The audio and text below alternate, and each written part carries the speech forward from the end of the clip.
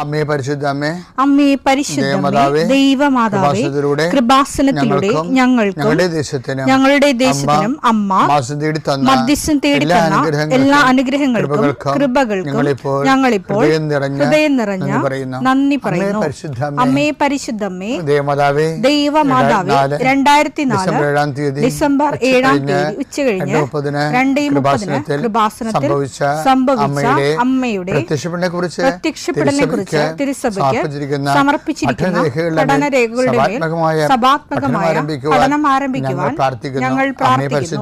അമ്മേ പരിശുദ്ധമേ, ഭൂസ്വർലോകങ്ങളുടെ രാജ്ഞിയായ അങ്ങേയ്ക്ക് ഭൗമസംരക്ഷണത്തിനായി പ്രപഞ്ചപ്രകൃതിയെ തന്നെ തിരുസഭ പ്രതിഷ്ഠിക്കുവാൻ ഈ പ്രത്യക്ഷീകരണം വഴി ഇടയാക്കണമേ. പരിശുദ്ധമേ, ജപമാല മാതാവേ, സകല കൃപാസനം പ്രാർത്ഥനയോടും ചേർത്ത് ഞങ്ങളിപ്പോൾ പ്രാർത്ഥിക്കുന്ന ഈ കുടുംബത്തിന്റെ പ്രത്യേക നിയോഗം പറ മക്കളെ.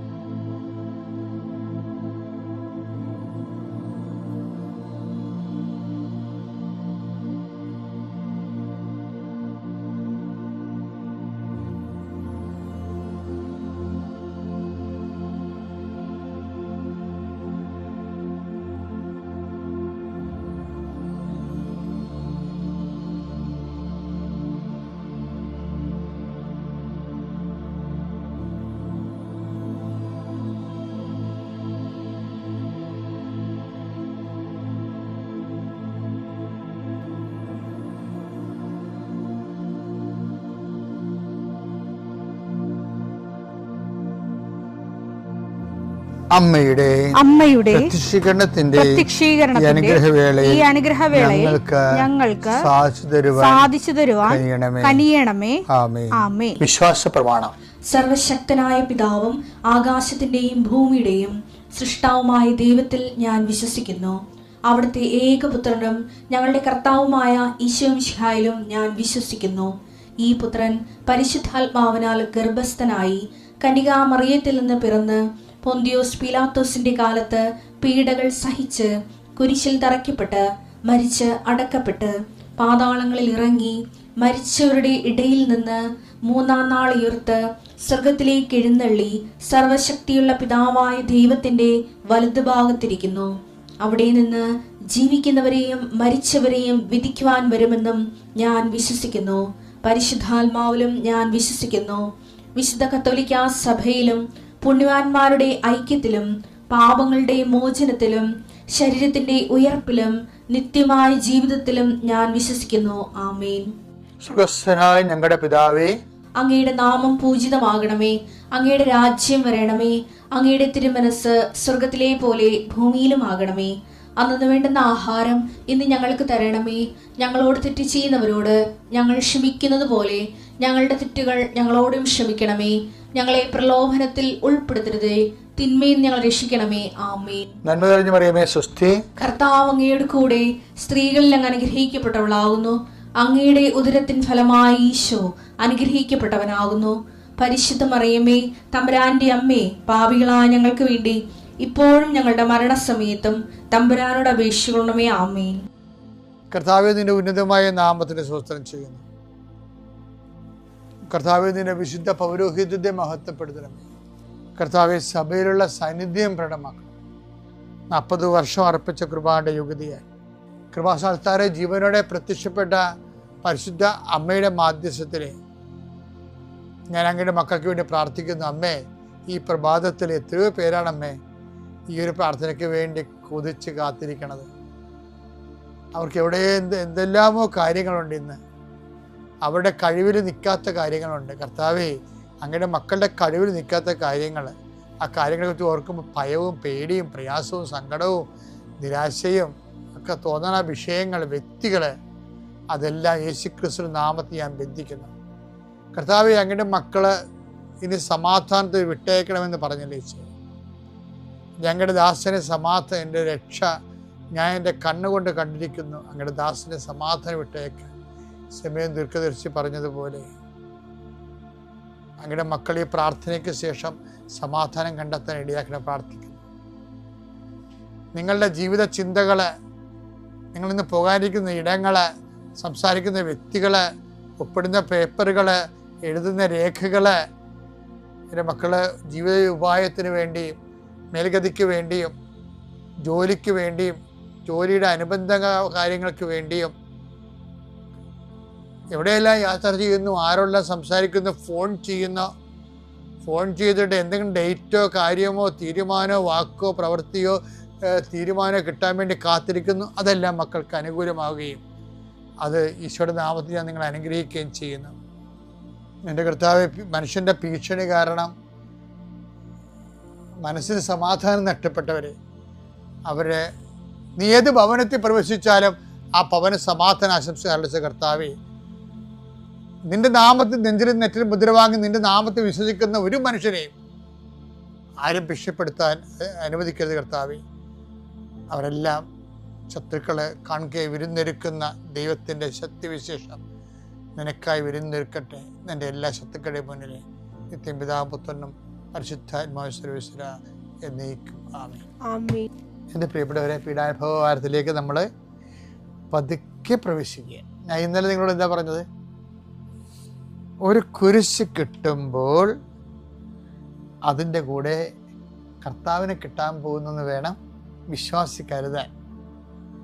അല്ലാതെ കർത്താവിനെ കിട്ടുമ്പോൾ കുരിശ് കിട്ടുമെന്ന് പറയരുത്. ചില ആൾക്കാർ പറയത്തില്ലേ, ഞാൻ ദൈവത്തിനോട് അധികം അടുക്കണില്ല, അധികം അടുത്ത അപകടമാണ്, അധികം അടുത്ത സങ്കടമായിരിക്കും. എൻ്റെ മക്കളെ അടുത്താലും അടുത്തില്ലെങ്കിലും ഓരോരുത്തരുടെ ഭാരങ്ങൾ അവനോ വഹിച്ചേ പറ്റത്തുള്ളൂ. ഗലാത്യർ 6:5 എന്തെന്നാൽ ഓരോരുത്തരും സ്വന്തം ഭാരം വഹിച്ചേ മതി. സ്വന്തം ഭാരം വഹിച്ചേ മതിയാവും. അപ്പം നിങ്ങൾ പറയും ദൈവത്തോട് ഞാൻ അടുക്കത്തില്ല, ദൈവത്തോട് അടുത്താൽ കുരിശായിരിക്കും. അതുകൊണ്ട് ചില ആൾക്കാർ നിങ്ങൾ ദൈവത്തോട് അടുത്തില്ലെങ്കിലും കുരിശായിരിക്കും. എന്താ? അതായത് എൻ്റെ വിഷയം ഇതിനെ അഭിമുഖീകരിക്കുക എന്നല്ലാതെ പേടിക്കുക എന്നുള്ള ഒരു വിഷയമില്ല. ഈ മിശാചരിത്രം പണ്ട് ജീസസ് എന്നും പറഞ്ഞ് ഒരു സിനിമ കണ്ടിട്ട് 75 സിനിമയാണ് ജീസസ്, മലയാള സിനിമയാണ്. അതിനുശേഷം പിന്നെ മിശാചരിത്രം വന്നു, പിന്നെ ജീസസ് നാസറത്ത് വന്നു, പിന്നെ ജീസസ് ക്രൈസ്റ്റ് സൂപ്പർ സ്റ്റാർ വന്നു, പിന്നെ അവസാനം പാഷൻ ഓഫ് ക്രൈസ്റ്റ് വന്നു. ഇപ്പോഴും അടുത്ത സിനിമ ഈശോയെക്കുറിച്ച് വരാൻ പോകും. ഇപ്പം ജീസസ് ഞാൻ കാണുന്നത് എനിക്ക് 15 വയസ്സുള്ളപ്പോഴാണ് കാണുന്നത്. അതിൻ്റെ അകത്ത് എന്നെ വല്ലാതെ അങ്ങ് ബാധിച്ചൊരു സംഭവം അറിയാവാ. ഈ കുരിശ് കാണുമ്പോൾ കർത്താവ് ഇങ്ങനെ 2 കൈയോടും കോരിയെടുത്ത് ഇതിനെ ചുംബിക്കുന്നുണ്ട്. അതൊരു ഭയങ്കര കാഴ്ച, എൻ്റെ മനസ്സിന് മറക്കാത്തൊരു കാഴ്ചയാണ്. കുരിശിനോടുള്ള ക്രിസ്തുവിൻ്റെ ഒരു സമീപനമേ ഒരു വല്ലാത്ത സമീപനമാണ്. ഇപ്പം നിങ്ങൾ കുരിശല്ല പ്രശ്നം. ഞാൻ ഇന്നലെ നിങ്ങൾ പറഞ്ഞില്ല എന്താണ്? ഒരു കുരിശ് കിട്ടുമ്പോൾ അതിൻ്റെ കൂടെ കർത്താവിനെ കിട്ടുമെന്ന് ഓർക്കണം. അല്ലാതെ കർത്താവിനെ കിട്ടുമ്പോൾ കുരിശ് കിട്ടുമെന്നല്ല ഓർക്കേണ്ടത്. അത് പിശാചൻ അങ്ങനെ ഓർക്കണത്. അപ്പം അതുകൊണ്ട് ഞാനിപ്പോൾ നമ്മൾ പറയാൻ പോകുന്ന വിഷയം എന്ന് പറയുന്നത്, കർത്താവ് പറഞ്ഞൊരു വാക്കുണ്ട്, ചിലത് ജീവിതത്തിൽ കുരിശായിരിക്കും. നമ്മൾക്ക് അത് ഒന്നും ചെയ്യാനില്ല, ജസ്റ്റ് അക്സെപ്റ്റ് ചെയ്യാനേ ഉള്ളൂ. പിന്നെ എന്താണ്? കനത്ത തോളുണ്ടാക്കിയെടുക്കാനേ പറ്റത്തുള്ളൂ. അതാണ് സംഭവം. അതാണ് ഈശോ പറയണത്, ഞാൻ കുടിക്കാതെ ഇത് കടന്നു പോകത്തില്ലെങ്കിൽ. ഇപ്പം രണ്ടാമത്തെ ഈശോ ഗെത്സെമനിൽ പോയി പറഞ്ഞത് എന്താ? രണ്ടാമത് ഈശോ ഗെത്സെമനിൽ പോയി പ്രാർത്ഥിക്കണത് എന്താ? രണ്ടാമതും മൂന്നാമതും അത് തന്നെ പറയണത്, വാക്കിലൊന്നും മാറ്റമൊന്നും ഇല്ല. മത്തായി 26:42 രണ്ടാം പ്രാവശ്യവും അവൻ പോയി പ്രാർത്ഥിച്ചു, എന്റെ പിതാവേ ഞാൻ കുടിക്കാതെ ഇത് കടന്നു പോകയില്ലെങ്കിൽ അങ്ങയുടെ ഹിതം നിറവേറട്ടെ. അതാണ് സാധനം. അപ്പൊ ആദ്യത്തെ പ്രാർത്ഥന വിട്ടപ്പോൾ തന്നെ അതിന്റെ റിസൾട്ട് ഏറെക്കുറെ ഈശോ കിട്ടിയിട്ടുണ്ട്. ജീസസ് നോ ഓപ്ഷൻ, ഇതിനൊരു സെക്കൻഡ് ഓപ്ഷൻ ഇല്ല എന്ന് പറഞ്ഞു.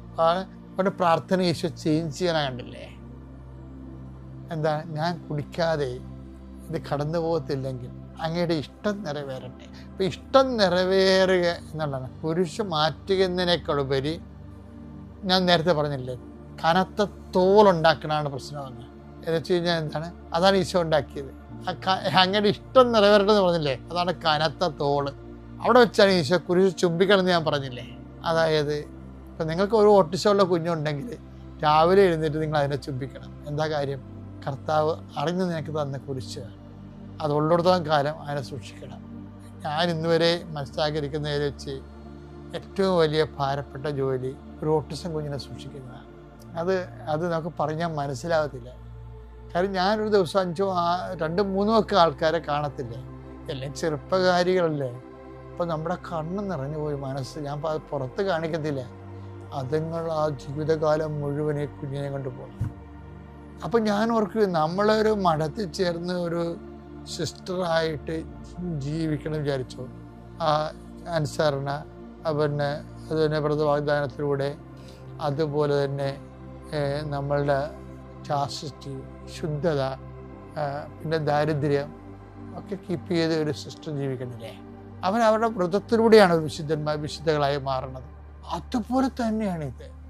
എന്നുവെച്ചാൽ അതായത് ആ വ്രതശുദ്ധിയിലൂടെ എന്തെല്ലാം കാര്യങ്ങളാണ് ഈ അമ്മയ്ക്ക് വേണ്ടെന്ന് വെക്കേണ്ടി വരുന്നത്. പക്ഷെ എൻ്റെ മക്കൾ ചെയ്യേണ്ടത് എല്ലാം ഈശോയെ പ്രതിയായിരിക്കണം. ഒരു കുരിശ് നമ്മൾ പറയണത് കുരിശിൻ്റെ അടയാളത്താൽ ഞങ്ങളുടെ ശത്രുക്കൾ എന്നല്ല പറയണത്, വിശുദ്ധ കുരിശിൻ്റെ അടയാളത്താൽ എന്നാണ് പറയണത്. അല്ല, കുരിശിൻ്റെ അടയാളത്താൽ ഞങ്ങളുടെ ശത്രുക്കൾ ഞങ്ങൾ രക്ഷിക്കാമെന്നല്ല പറയണത്. എന്താ പറയണത്?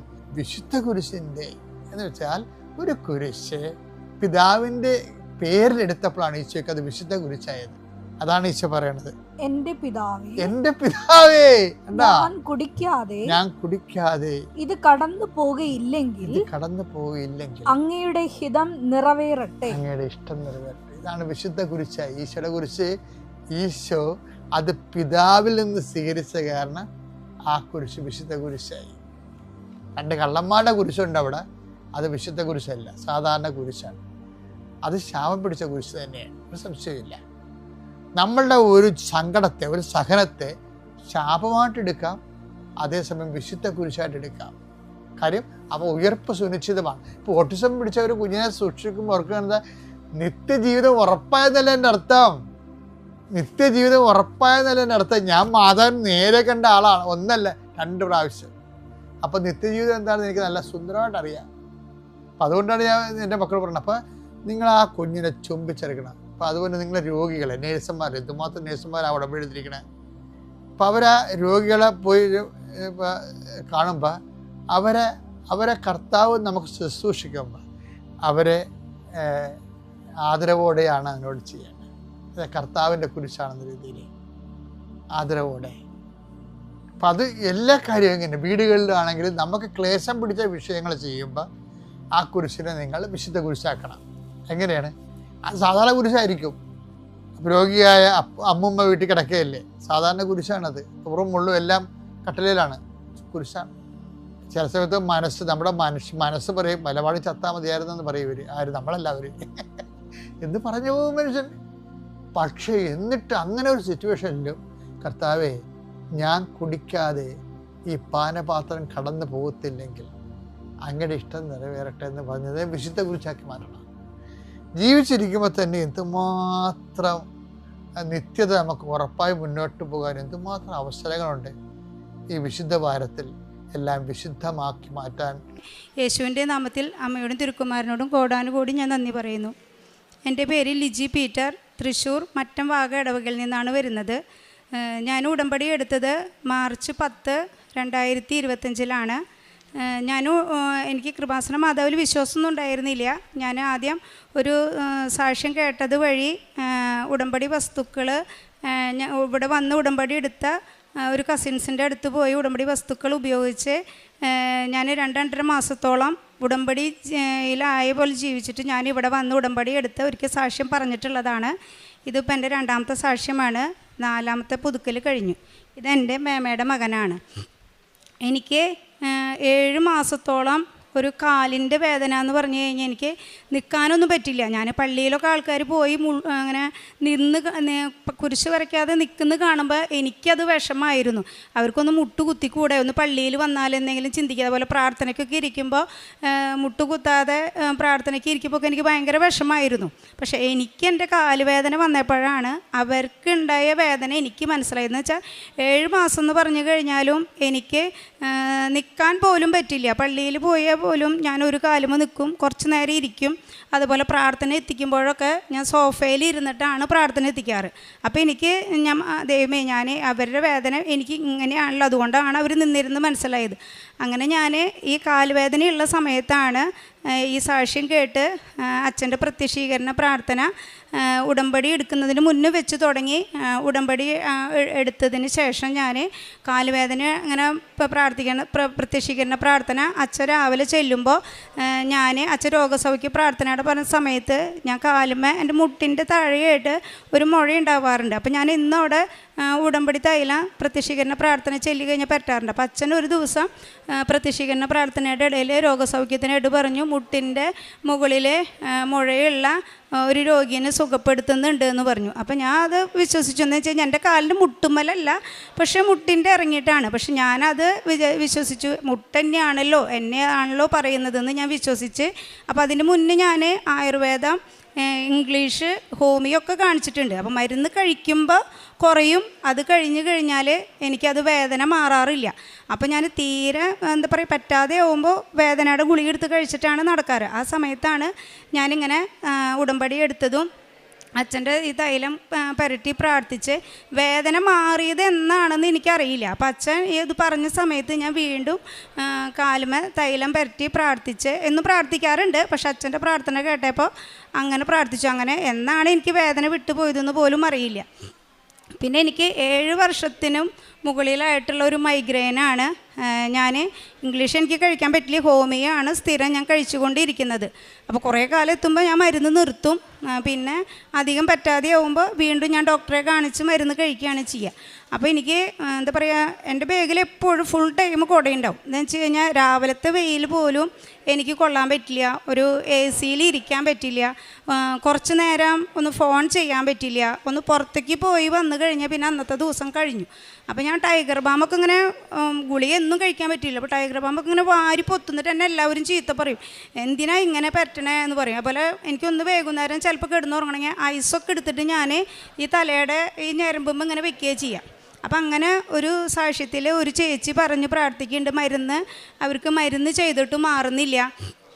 അപ്പോൾ പറഞ്ഞു, എൻ്റെ മാതാവേ, എനിക്ക് മരുന്ന് ഏത് ഡോക്ടറെ കാണിക്കണം, അല്ലെങ്കിൽ ചെറിയൊരു വേദന ഉണ്ടായാലും കുഴപ്പമില്ല, എനിക്കത് നിൻ്റെ മഹത്വത്തിന് വേണ്ടിയിട്ടായിരിക്കണം, എനിക്ക് രോഗം മാറ്റി തരണം, മുഴുവനായിട്ട് മാറണ്ടെന്ന് പറഞ്ഞു. അപ്പോൾ ഞാനും അതേപോലെ പ്രാർത്ഥിച്ചു, മാതാവേ, എൻ്റെ തലവേദന എന്നിൽ നിന്ന് എടുത്തു മാറ്റണ്ട, പക്ഷേ എനിക്ക് എവിടെ പോയി വന്നാലും സുഖമായി ഉറങ്ങാനും. അപ്പോൾ ഞാൻ എന്നും തൈലം തൂത്തിട്ട് പ്രാർത്ഥന കഴിഞ്ഞ് പ്രത്യക്ഷീകരണ പ്രാർത്ഥന ചെയ്ത് കഴിഞ്ഞാൽ തൈലം പരട്ടി പ്രാർത്ഥിക്കാറുണ്ട്.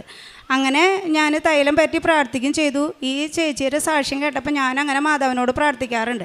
അങ്ങനെ ഒരു സാക്ഷ്യത്തിൽ വേറൊരു ചേട്ടൻ പറഞ്ഞു, ഞാനിങ്ങനെ ഉടമ്പടി വസ്തുക്കൾ വെള്ളത്തിലിട്ടിട്ട്, ഉപ്പ് വെള്ളത്തിലിട്ടിട്ട് കുളിച്ചിട്ട് ആൾക്ക് സൗഖ്യം കിട്ടി, മേലും കൈയും വേദനയൊക്കെ സൗഖ്യം കിട്ടിയെന്ന് പറഞ്ഞു. അപ്പോൾ ഞാനും ഉടമ്പടി ഉപ്പ് കുളിക്കുന്ന നേരത്ത് വിശ്വാസപ്രമാണം ചൊല്ലി, ആൾക്കാർ കേട്ടാൽ തോന്നും തലയിൽ ഉപ്പിടാൻ പറ്റുമോ എന്നുള്ളത് തോന്നും. പക്ഷേ എനിക്ക് ആദ്യത്തെ സാക്ഷ്യത്തിലേക്ക് ഉപ്പിട്ടിട്ട് മുടി പൊട്ടുപോലും നിന്നിട്ടുള്ളത് കൊണ്ട് എനിക്ക് അതിൽ അവിശ്വസിക്കേണ്ട ആവശ്യമില്ല. അപ്പം ഞാനതിൽ കുളിക്കുന്ന നേരത്ത് വിശ്വാസപ്രമാണം ചൊല്ലി ഉപ്പിട്ട് കുളിച്ച് എനിക്ക് ആ 7 വർഷമായിട്ടുള്ള മൈഗ്രെയിൻ മാറി. ഇപ്പം എനിക്ക് എൻ്റെ ബാഗിൽ കുട പോലും ഇല്ല, ഒരു മരുന്നും ഞാൻ ചെയ്യാറില്ല. ഇനി വല്ലപ്പോഴും എനിക്ക് തലവേദന വരുന്നതെന്ന് വെച്ച് കഴിഞ്ഞാൽ ചിലപ്പോൾ നമ്മൾ 1-2 ദിവസം എന്തെങ്കിലും ഉറങ്ങാൻ പറ്റാത്തൊരവസ്ഥ വന്നാൽ മാത്രമാണ്. ടൈഗർ ബാമൊക്കെ കണ്ട കാലം ഞാൻ മറന്നു. അങ്ങനെ ആ മാതാവും എനിക്കതിന് ഞാൻ എത്ര നന്ദി പറഞ്ഞാലും മതിയാവില്ല. എന്താണെന്ന് വെച്ച് കഴിഞ്ഞാൽ ചിലപ്പോൾ 10 മണി 10:30 നേരത്തൊക്കെ ഞാൻ പുറത്ത് പോയി മെച്ചിങ്ങ അരച്ചിടുക, അങ്ങനെയൊക്കെയാണ് ചെയ്യുക. അപ്പോൾ എനിക്കത് എത്ര നന്ദി പറഞ്ഞാലും മാതാവിനോട് അത് മതിയാവില്ല. എന്ന് വെച്ചാൽ മരുന്ന് കഴിച്ചാൽ വരെ എനിക്കത് മാറി കിട്ടാറില്ല. അപ്പോൾ അതിന് മാതാവിനോട് പ്രത്യേകം തിരുക്കുമാരനോട് ഞാൻ കോടാനുകോടി നന്ദി പറയുന്നു. പിന്നെ എനിക്ക് ഇവിടെ ഉടമ്പടി ഒരു പ്രാവശ്യം പുതുക്കി പോയപ്പോൾ എൻ്റെ കാലിൻ്റെ ചെറുവിരലിന് ഒരു പഴുപ്പ് പോലെ വേദന ഉണ്ടായിരുന്നു. അപ്പോൾ ഞാനത് അത്ര കാര്യമാക്കിയില്ല. അത് കഴിഞ്ഞിട്ട് എനിക്കത് വിരൽ പഴുത്തു. അപ്പോൾ ഞാൻ ഉടമ്പടി തൈലം പരറ്റി അതുപോലെ വിശ്വാസപ്രമാണം ചൊല്ലി കാല് കഴുകിയിട്ട് എനിക്ക് ആ പഴുപ്പ് മാറിയപ്പോൾ അത് കഴിഞ്ഞിട്ട് പിന്നെ എൻ്റെ മേലെ മുട്ടിന് കീഴ്പ്പെട്ടായിട്ട് ഇങ്ങനെ കൈകൊണ്ട് ഇങ്ങനെ നമ്മളൊന്ന് ജസ്റ്റ് ഒന്ന് മാതിയാൽ മതി, അവിടെ പൊട്ടും. എൻ്റെ ഫോൺ മാറിയ കാരണം ഞാനത് ഫോട്ടോ എടുത്ത് വെച്ചിട്ടുണ്ടായിരുന്നു. അത് പൊട്ടി കഴിഞ്ഞാൽ അത് ചുറ്റോരം ഒരു കൈയിൻ്റെ വട്ടത്തിനേക്കാളും കൂടുതൽ അത് പഴുത്ത് കഴിഞ്ഞാൽ അപ്പം എന്നോട് അപ്പച്ചനും മക്കളൊക്കെ പറയും ഡോക്ടറെ കാണിക്കുമെന്ന് പറയുമ്പോൾ ഞാൻ പറയും അതിൻ്റെ ആവശ്യമില്ല, എനിക്ക് ഉടമ്പടി വസ്തുക്കൾ കൊണ്ട് മറ്റും. അപ്പോൾ ഒരു സഭയുടെ പേര് പറഞ്ഞിട്ട് എൻ്റെ കുറ്റം പറയും, അവർ ഡോക്ടറെ കാണിക്കാതെ ഇരിക്കുന്ന പോലെ നീ ആവരുത് എന്ന് പറയും. പിന്നെ അങ്ങനെ എനിക്ക് ഡ്രസ്സ് ഇട്ട് പുറത്തേക്ക് ഇറങ്ങാൻ വിഷമാണ്. പാൻറ്റൊക്കെ ഇടുമ്പോൾ ഞാൻ വന്നെത്തി കഴിഞ്ഞ വഴിക്ക് പാൻറ്റൊക്കെ വലിച്ച് തൂരിക്കി എടുത്തിടും. അത്രയ്ക്കും എന്താ പറയുക, കൈയിൻ്റെ വട്ടത്തിനേക്കാളും കൂടുതൽ നല്ല ചുമപ്പ് കളറായിട്ട് നിൽക്കും. അത് കഴിഞ്ഞാൽ ഈ ഉടമ്പടി വസ്തുക്കൾ ഉപയോഗിച്ച് കഴിഞ്ഞാൽ അത് ഉണങ്ങിക്കഴിഞ്ഞാൽ നമ്മൾ വിചാരിക്കുക അത് ഉണങ്ങിയതല്ലേ എന്ന് ചോദിക്കുമ്പോൾ വീണ്ടും വരും. അപ്പോൾ ഞാൻ പറഞ്ഞാൽ ഉണങ്ങണില്ല എന്നുണ്ടെങ്കിൽ മാതാവേ ഞാൻ ഡോക്ടറെ കാണിക്കും, അല്ല നീ ഇത് ഉണക്കി തരികയാണെന്നുണ്ടെങ്കിൽ പിന്നെ അത് വീണ്ടും വരാൻ പാടില്ല. അങ്ങനെ ഒരു 5-6 ഇത് 2 മാസത്തോളം നിന്നു. അങ്ങനെ ഇരിക്കുമ്പോൾ എനിക്ക് ഒരു ദിവസം പനിച്ചപ്പോൾ ഞാൻ ഡോക്ടറെ അടുത്തേക്ക് പോവില്ല. അപ്പോൾ ഇവർക്ക് ഹസ്ബൻഡിനെ അവർക്ക് പേടിയായിട്ട് പറഞ്ഞു നമുക്ക് ഡോക്ടറെ അടുത്തേക്ക് പോകാമെന്ന് പറഞ്ഞു. അപ്പോൾ ഞാൻ ഡോക്ടറെ അടുത്തേക്ക് പോയപ്പോൾ അവർ പറഞ്ഞു എന്താണ് ഇങ്ങനെ. അപ്പോൾ ഒരു ശനിയാഴ്ചയാണ് ഡോക്ടറെ അടുത്തേക്ക് പോയത് ഞാൻ. പനിയായപ്പോൾ അവർ പറഞ്ഞു ഈ കാലും ഈ നിലയ്ക്ക് ഇൻഫെക്ഷൻ വന്നിട്ട് എന്തുകൊണ്ട് ഡോക്ടറെ കാണിച്ചില്ല എന്ന് പറഞ്ഞു. അപ്പോൾ ഞാൻ പറഞ്ഞു അത് കുഴപ്പമില്ല, അത് ഉണക്കുണ്ട് എന്ന് പറഞ്ഞു. അപ്പോൾ പറഞ്ഞു അങ്ങനെ പറ്റില്ല, ഞങ്ങളിപ്പോൾ പനിക്ക് ഒരു ട്രിപ്പ് കയറ്റിയിട്ട് ഒരു ചെറിയൊരു ആൻറ്റിബയോട്ടിക് തരുന്നുണ്ട്, നിങ്ങൾ തിങ്കളാഴ്ച വന്നിട്ട് ഡെർമറ്റോളജീനെ കാണിക്കണം എന്ന് പറഞ്ഞു. അപ്പോൾ ഞാൻ അവിടെ നിന്ന് അങ്ങനെ അന്ന് തന്നെ പോന്നു. അപ്പോൾ ഒരു ദിവസം ഞാൻ ആ കഴിച്ച ദിവസം മരുന്ന് കഴിച്ചു. പിന്നെ ഞാൻ കഴിച്ചില്ല. ഞാൻ മാധവനോട് പറഞ്ഞു, മാധവേ 2 മാസമായിട്ട് നിൻ്റെ തൈലം തൂത്ത് നിൻ്റെ ഉടമ്പടി വസ്തു ഉപ്പ് ഉപയോഗിച്ച് വിശ്വാസപ്രമാണം ചൊല്ലി ഞാൻ കഴുകിയതാണ്. നിന്നെ മഹത്വപ്പെടുത്തണമെന്നുണ്ടെങ്കിൽ ഞാൻ ഡെർമറ്റോളജീനെ കാണിച്ചു കഴിഞ്ഞാൽ എനിക്കത് മഹത്വപ്പെടുത്താൻ പറ്റില്ല. അല്ല, നിനക്ക് ഞാൻ ഡെർമറ്റോളജീനെ കാണിക്കുകയാണെന്നുണ്ടെങ്കിൽ എൻ്റെ മുറിവ് ഉണങ്ങാതിരിക്കണം, എന്നാൽ മാത്രമേ ഞാൻ ഡെർമറ്റോളജീനെ കാണിക്കുള്ളൂ എന്ന് പറഞ്ഞു. അങ്ങനെ ഞാൻ ആ ഗുളിക അന്ന് വന്നപ്പോൾ ഹസ്ബൻഡിൻ്റെ ഒരു സമാധാനത്തിന് അന്ന് മാത്രം ഒരു ഗുളിക കഴിച്ചു. പിന്നെ ഞാൻ ആൻറ്റിബയോട്ടിക് ഒന്നും കഴിച്ചില്ല. തിങ്കളാഴ്ച ആയപ്പോൾ അപ്പച്ചനും മോളും ചോദിച്ചു അമ്മ ഡെർമറ്റോളജീനെ കാണിക്കാൻ പോകില്ലേന്ന് ചോദിച്ചു. ഞാൻ പറഞ്ഞു എൻ്റെ കാലുമ്മ ഇപ്പോഴുള്ള മുറിവ് പഴുക്കുകയാണെങ്കിൽ ഞാൻ ഡെർമറ്റോളജീനെ കാണിക്കാൻ പോകും, അല്ലാന്നുണ്ടെങ്കിൽ അത് എൻ്റെ അമ്മ മഹത്വത്തിന് വേണ്ടി ചെയ്തതാണ്, അതുകൊണ്ട് ഞാൻ കാണിക്കാൻ പോവില്ല എന്ന് പറഞ്ഞു. അപ്പോൾ ഞാൻ മാധവനോട് പറഞ്ഞു, മാധവ എൻ്റെ കാലുമത്തെ പാട് കളയരുത്, എല്ലാവരും പാട് പോയെന്ന് പറയുമ്പോൾ ഞാൻ പറയും പാട് കളയരുതെന്ന് വെച്ചാൽ പാട് നിർത്തിക്കോളോ, എനിക്കത് എപ്പോഴെങ്കിലുമൊക്കെ എൻ്റെ മാതാവ് സൗഖ്യപ്പെടുത്തിയതാണെന്നുള്ളത് ആർക്കെങ്കിലുമൊക്കെ ഒന്ന് കാണിച്ചു കൊടുക്കണം എന്ന് പറയും. അതുകൊണ്ട് പാട് എൻ്റെ കയ്യിലുണ്ട്. പിന്നെ എനിക്ക് ഒരു ഡെർമറ്റോളജീനെയും കാണിക്കാമെന്ന് വെച്ചാൽ എല്ലാവർക്കും പേടിയാണ്. കാണുന്ന ആൾക്കാരെല്ലാവരും പറയും അയ്യോ ഡോക്ടറെ കാണിക്കുക, കാല് ഷുഗർ കയറും, അത്രമാത്രം പഴുപ്പുണ്ട്. അപ്പോൾ അങ്ങനെ എനിക്കതും മാതാവ് പ്രത്യേകം മാധവനോട് ഞാൻ അതിന് നന്ദി പറയുന്നു. പിന്നെ ഇതെൻ്റെ മേമയുടെ മകനാണ്. മേമയുടെ മകൻ എന്നെ വീട് പണിയുന്ന സമയത്ത് സൺസൈഡിൻ്റെ മുകളിൽ നിന്ന് താഴെ വീണ സമയത്ത് ഒരു ഞായറാഴ്ചയായിരുന്നു. അപ്പോൾ എൻ്റെ അടുത്ത് വിളിച്ച് പറഞ്ഞു സ്റ്റെനി വീണു, സ്റ്റെനി എന്നാണ് പേര്, സ്റ്റെനി വീണു, അവന് മൂക്കുന്നും വായെന്നും ബ്ലഡ് വരുന്നുണ്ട്, വാരിയുടെ എല്ല് 2-3 എല്ല് പൊട്ടിയിട്ടുണ്ട്, ഷോൾഡറിൻ്റെ എല്ല് പൊട്ടിയിട്ടുണ്ട്, ICUവിലാണ് കിടക്കുന്നത് എന്ന് പറഞ്ഞു. അപ്പോൾ ഞാൻ ആദ്യം കൃപാസനത്തിലത്തെ ഗ്രൂപ്പിലേക്ക് പ്രാർത്ഥനാ സഹായം ആവശ്യപ്പെട്ടു. അപ്പോൾ ഞാൻ എൻ്റെ ഉടമ്പടി കാശുരൂപം എൻ്റെ ചെയ്യത്തിൻ്റെ ഒപ്പമാണ് ഞാൻ ഇട്ടിട്ടുള്ളത്. അപ്പോൾ എനിക്കത് അറിയുന്നുണ്ടായിരുന്നില്ല, ഇങ്ങനെ ഉടമ്പടി കാശുരൂപം കൊടുക്കാൻ പാടില്ല എന്ന് അറിയുന്നുണ്ടായിരുന്നില്ല. അപ്പോൾ ഞാൻ വീട്ടിൽ നിന്ന് വരുമ്പോൾ തന്നെ ICUവിലേക്ക് ഇവനെ കാണാൻ പോകുമ്പോൾ ചെയ്യത്തുമെന്ന് ലോക്കറ്റ് ഊരി ഞാൻ അവിടെ ICUവിൽ കയറിയിട്ട് ഡോക്ടർമാരോട് പറഞ്ഞു ഞാനിങ്ങനെ മാതാവിൻ്റെ ഉടമ്പടി എടുത്തിട്ടുള്ളതാണ്, അപ്പോൾ മാതാവിൻ്റെ ലോക്കറ്റ് ഞാൻ അവന് കൊടുത്ത് ഒന്ന് പ്രാർത്ഥിക്കട്ടെ എന്ന് ചോദിച്ചു. അപ്പോൾ അവർ ഫ്രീ ആയ ടൈമിൽ കയറി പ്രാർത്ഥിച്ചോളാം പറഞ്ഞു. അപ്പോൾ ഞാൻ അവിടെ എത്തുമ്പോഴേക്കും അവൻ്റെ മൂക്കിൽ നിന്ന് ഞാൻ കയറി കാണുമ്പോൾ അവൻ്റെ മൂക്കിൽ നിന്ന് ബ്ലഡ് ഇല്ല. ഞാൻ നമ്മുടെ ലൈവിൽ പ്രാർത്ഥനയിൽ പ്രയർ റിക്വസ്റ്റ് ഞാൻ ചെയ്തിട്ടുണ്ടായിരുന്നു മാതാവിനോട്, മാതാവേ ഒക്ടോബർ 12-ാം തീയതിയാണ് ഇവന് അപകടം പറ്റിയത്. അപ്പോൾ ഒക്ടോബർ 25-ാം തീയതി ഞാൻ അഖണ്ഡ ജപമാല റാലിക്ക് വരാൻ വേണ്ടിയിട്ട് ഇരിക്കുകയാണ്. അപ്പോൾ ഞാൻ മാതാവിനോട് പറഞ്ഞു, മാതാവേ എനിക്ക് മാതാവിൻ്റെ അടുത്ത് വരുമ്പോൾ എനിക്ക് കൃതജ്ഞത പറഞ്ഞുകൊണ്ട് എനിക്ക് വരണം, അവൻ ഓപ്പറേഷൻ കൂടാതെ അവന് ആശുപത്രിയിൽ നിന്ന് ഞാൻ കൃപാസന റാലിക്ക് മാതാവിൻ്റെ റാലിക്ക് വരുമ്പോൾ അവൻ നടന്നിട്ടുള്ളൊരു സാക്ഷ്യം പറയണം, മേല് കത്തി വയ്ക്കാൻ പാടില്ല എന്ന് ഞാൻ അവിടെ നിന്ന് പോരുമ്പോൾ തൊട്ട് എന്നെ പ്രാർത്ഥിച്ചിട്ടിരുന്നു. അപ്പോൾ ഞാൻ ഇവിടെ വന്ന് നിൽക്കുമ്പോൾ എൻ്റെ അമ്മ പറഞ്ഞു, മേമ പറഞ്ഞു, അവൻ്റെ മൂക്കൊന്നും വായെന്നും ബ്ലഡ് വരൽ നിൽക്കുന്നുണ്ട് എന്ന് പറഞ്ഞു. അങ്ങനെ ഞാൻ അകത്ത് കയറി ലോക്കറ്റ് കൊടുക്കുമ്പോൾ അവിടെയുള്ള സിസ്റ്റർ പറഞ്ഞു, ഞാൻ പറഞ്ഞു ഇങ്ങനെ കൊടുക്കട്ടെ എന്ന് ചോദിച്ചപ്പോൾ അവന് ഓർമ്മയൊന്നുമില്ല, അങ്ങനെ മാസ്ക് വെച്ച് മിണ്ടാൻ പറ്റുന്നില്ല, കഴുത്തിൽ ബെൽറ്റിട്ട് ഫുള്ള് ഇങ്ങനെ കിടപ്പാണ്. ഉള്ളിൽ ഓർമ്മയുണ്ട്, പക്ഷെ ഒന്നും മിണ്ടാൻ പറ്റാത്ത അവസ്ഥയാണ്. അപ്പോൾ ഞാൻ പറഞ്ഞു ഇങ്ങനെ ലോക്കറ്റ് കൊടുക്കട്ടെ എന്ന് പറഞ്ഞപ്പോൾ എൻ്റെ അടുത്ത് പറഞ്ഞു, ലോക്കറ്റ് കൊടുത്തന്നാൽ അത് പോവാതിരിക്കാൻ ചരട് എങ്ങാനും കെട്ടി കൊടുക്കുമെന്ന് പറഞ്ഞു. അപ്പോൾ അങ്ങനെ ഞാൻ അവൻ്റെ കൈമ, അപ്പോൾ അവൻ പറഞ്ഞു വേണ്ട എന്നിങ്ങനെ ആക്ഷൻ കാണിച്ചു, കൈമ കൊടുത്തു. അങ്ങനെ ഞാൻ ഈ പോവുമ്പോൾ ഈ പ്രാർത്ഥന മുടക്കാൻ പാടില്ലാത്ത കാരണം എൻ്റെ കയ്യിൽ ഉടമ്പടി തീരി, പ്രത്യക്ഷീകരണ തീരി, ഞാൻ കൈ പിടിച്ചിട്ട് ഹോസ്പിറ്റലിൽ അന്നത്തെ ദിവസം ഫുള്ള് നിന്ന് അവനവിടെ ICUവിൽ കയറി തൈലം പരറ്റി പ്രാർത്ഥിച്ചു. അവൻ ജ്യൂസാണ് കഴിച്ചിരുന്നത്, ജ്യൂസിൽ ഞാൻ ഉപ്പ് ഇട്ട് ജ്യൂസ് കൊടുത്തു. അങ്ങനെ പിറ്റത്ത് അപ്പോൾ ഞാൻ മാതാവിനോട് പുറത്തിരുന്ന് ഇതന്നെ പ്രാർത്ഥിച്ചിരുന്നു, മാതാവേ എനിക്ക് അവൻ്റെ മേൽ കത്തി വയ്ക്കാൻ പാടില്ല, ഞാൻ ഇവിടുന്ന് പോകുമ്പോൾ അവൻ എണീറ്റ് നടന്നിട്ട് പോകണം, അതെനിക്ക് എത്ര ദിവസം ഉണ്ടെന്നൊന്നും എനിക്കറിയില്ല, അമ്മ അത് ചെയ്ത് നന്ദി പറഞ്ഞിട്ട് പോകണമെന്ന് പറഞ്ഞു. പിറ്റത്തെ ദിവസം അപ്പോൾ അവന് ലെൻസിലേക്ക് എയർ കയറിയുണ്ട്, ശ്വാസം എടുക്കാൻ ബുദ്ധിമുട്ടാണ്, ഓപ്പറേഷൻ വേണ്ടി വരും മിക്കതും, അതുപോലെ ബ്ലീഡിങ് നിൽക്കുന്നില്ല, അപ്പോൾ ബ്ലഡ് കയറ്റേണ്ടി വരും, ഇതൊക്കെ ഹോസ്പിറ്റലിൽ പറഞ്ഞിട്ടുണ്ടായിരുന്നു. പിറ്റത്തെ ദിവസം ഡോക്ടർ വന്നപ്പോൾ പറഞ്ഞു അവന് കുഴപ്പമില്ല, വേണമെന്നുണ്ടെങ്കിൽ വാർഡിലേക്ക് മാറ്റാം എന്നുള്ള അവസ്ഥ വരെ പറഞ്ഞു. പക്ഷെ ഞങ്ങൾ ഇനി ഇൻഫെക്ഷനൊന്നും ആവണ്ടെന്ന് കരുതിയിട്ട് അങ്ങനെ ICUന്ന് മാറ്റിയില്ല. അങ്ങനെ 4 ദിവസം എത്തുമ്പോഴേക്കും അവൻ ICUന്ന് വാർഡിലേക്ക് മാറ്റി. ഹോസ്പിറ്റലിൽ നിന്ന് 7 ദിവസം കഴിഞ്ഞ് പേര് വെട്ടി പോകുമ്പോഴേക്കും അവൻ നടന്നിട്ട് പോയി. എനിക്ക് മാതാവിനോട് ഞാൻ അഖണ്ഡ ജപമാല റാലിക്ക് ഞാൻ പറഞ്ഞതുപോലെ നന്ദി പറഞ്ഞ് ഞാൻ പ്രാർത്ഥിച്ചു. 2 മാസം ആകുമ്പോഴേക്കും അവൻ ബെൽറ്റ് ഇട്ടിട്ട് ഇവിടുന്ന് ബെൽറ്റ് ഇട്ടിട്ടിരുന്നു. 2 മാസം ആകുമ്പോഴേക്കും അവൻ ജോലിക്ക് പോയി തുടങ്ങി. അന്ന് തന്നെ എൻ്റെ ഉടമ്പടി കാശുരൂപം കാണാതായി.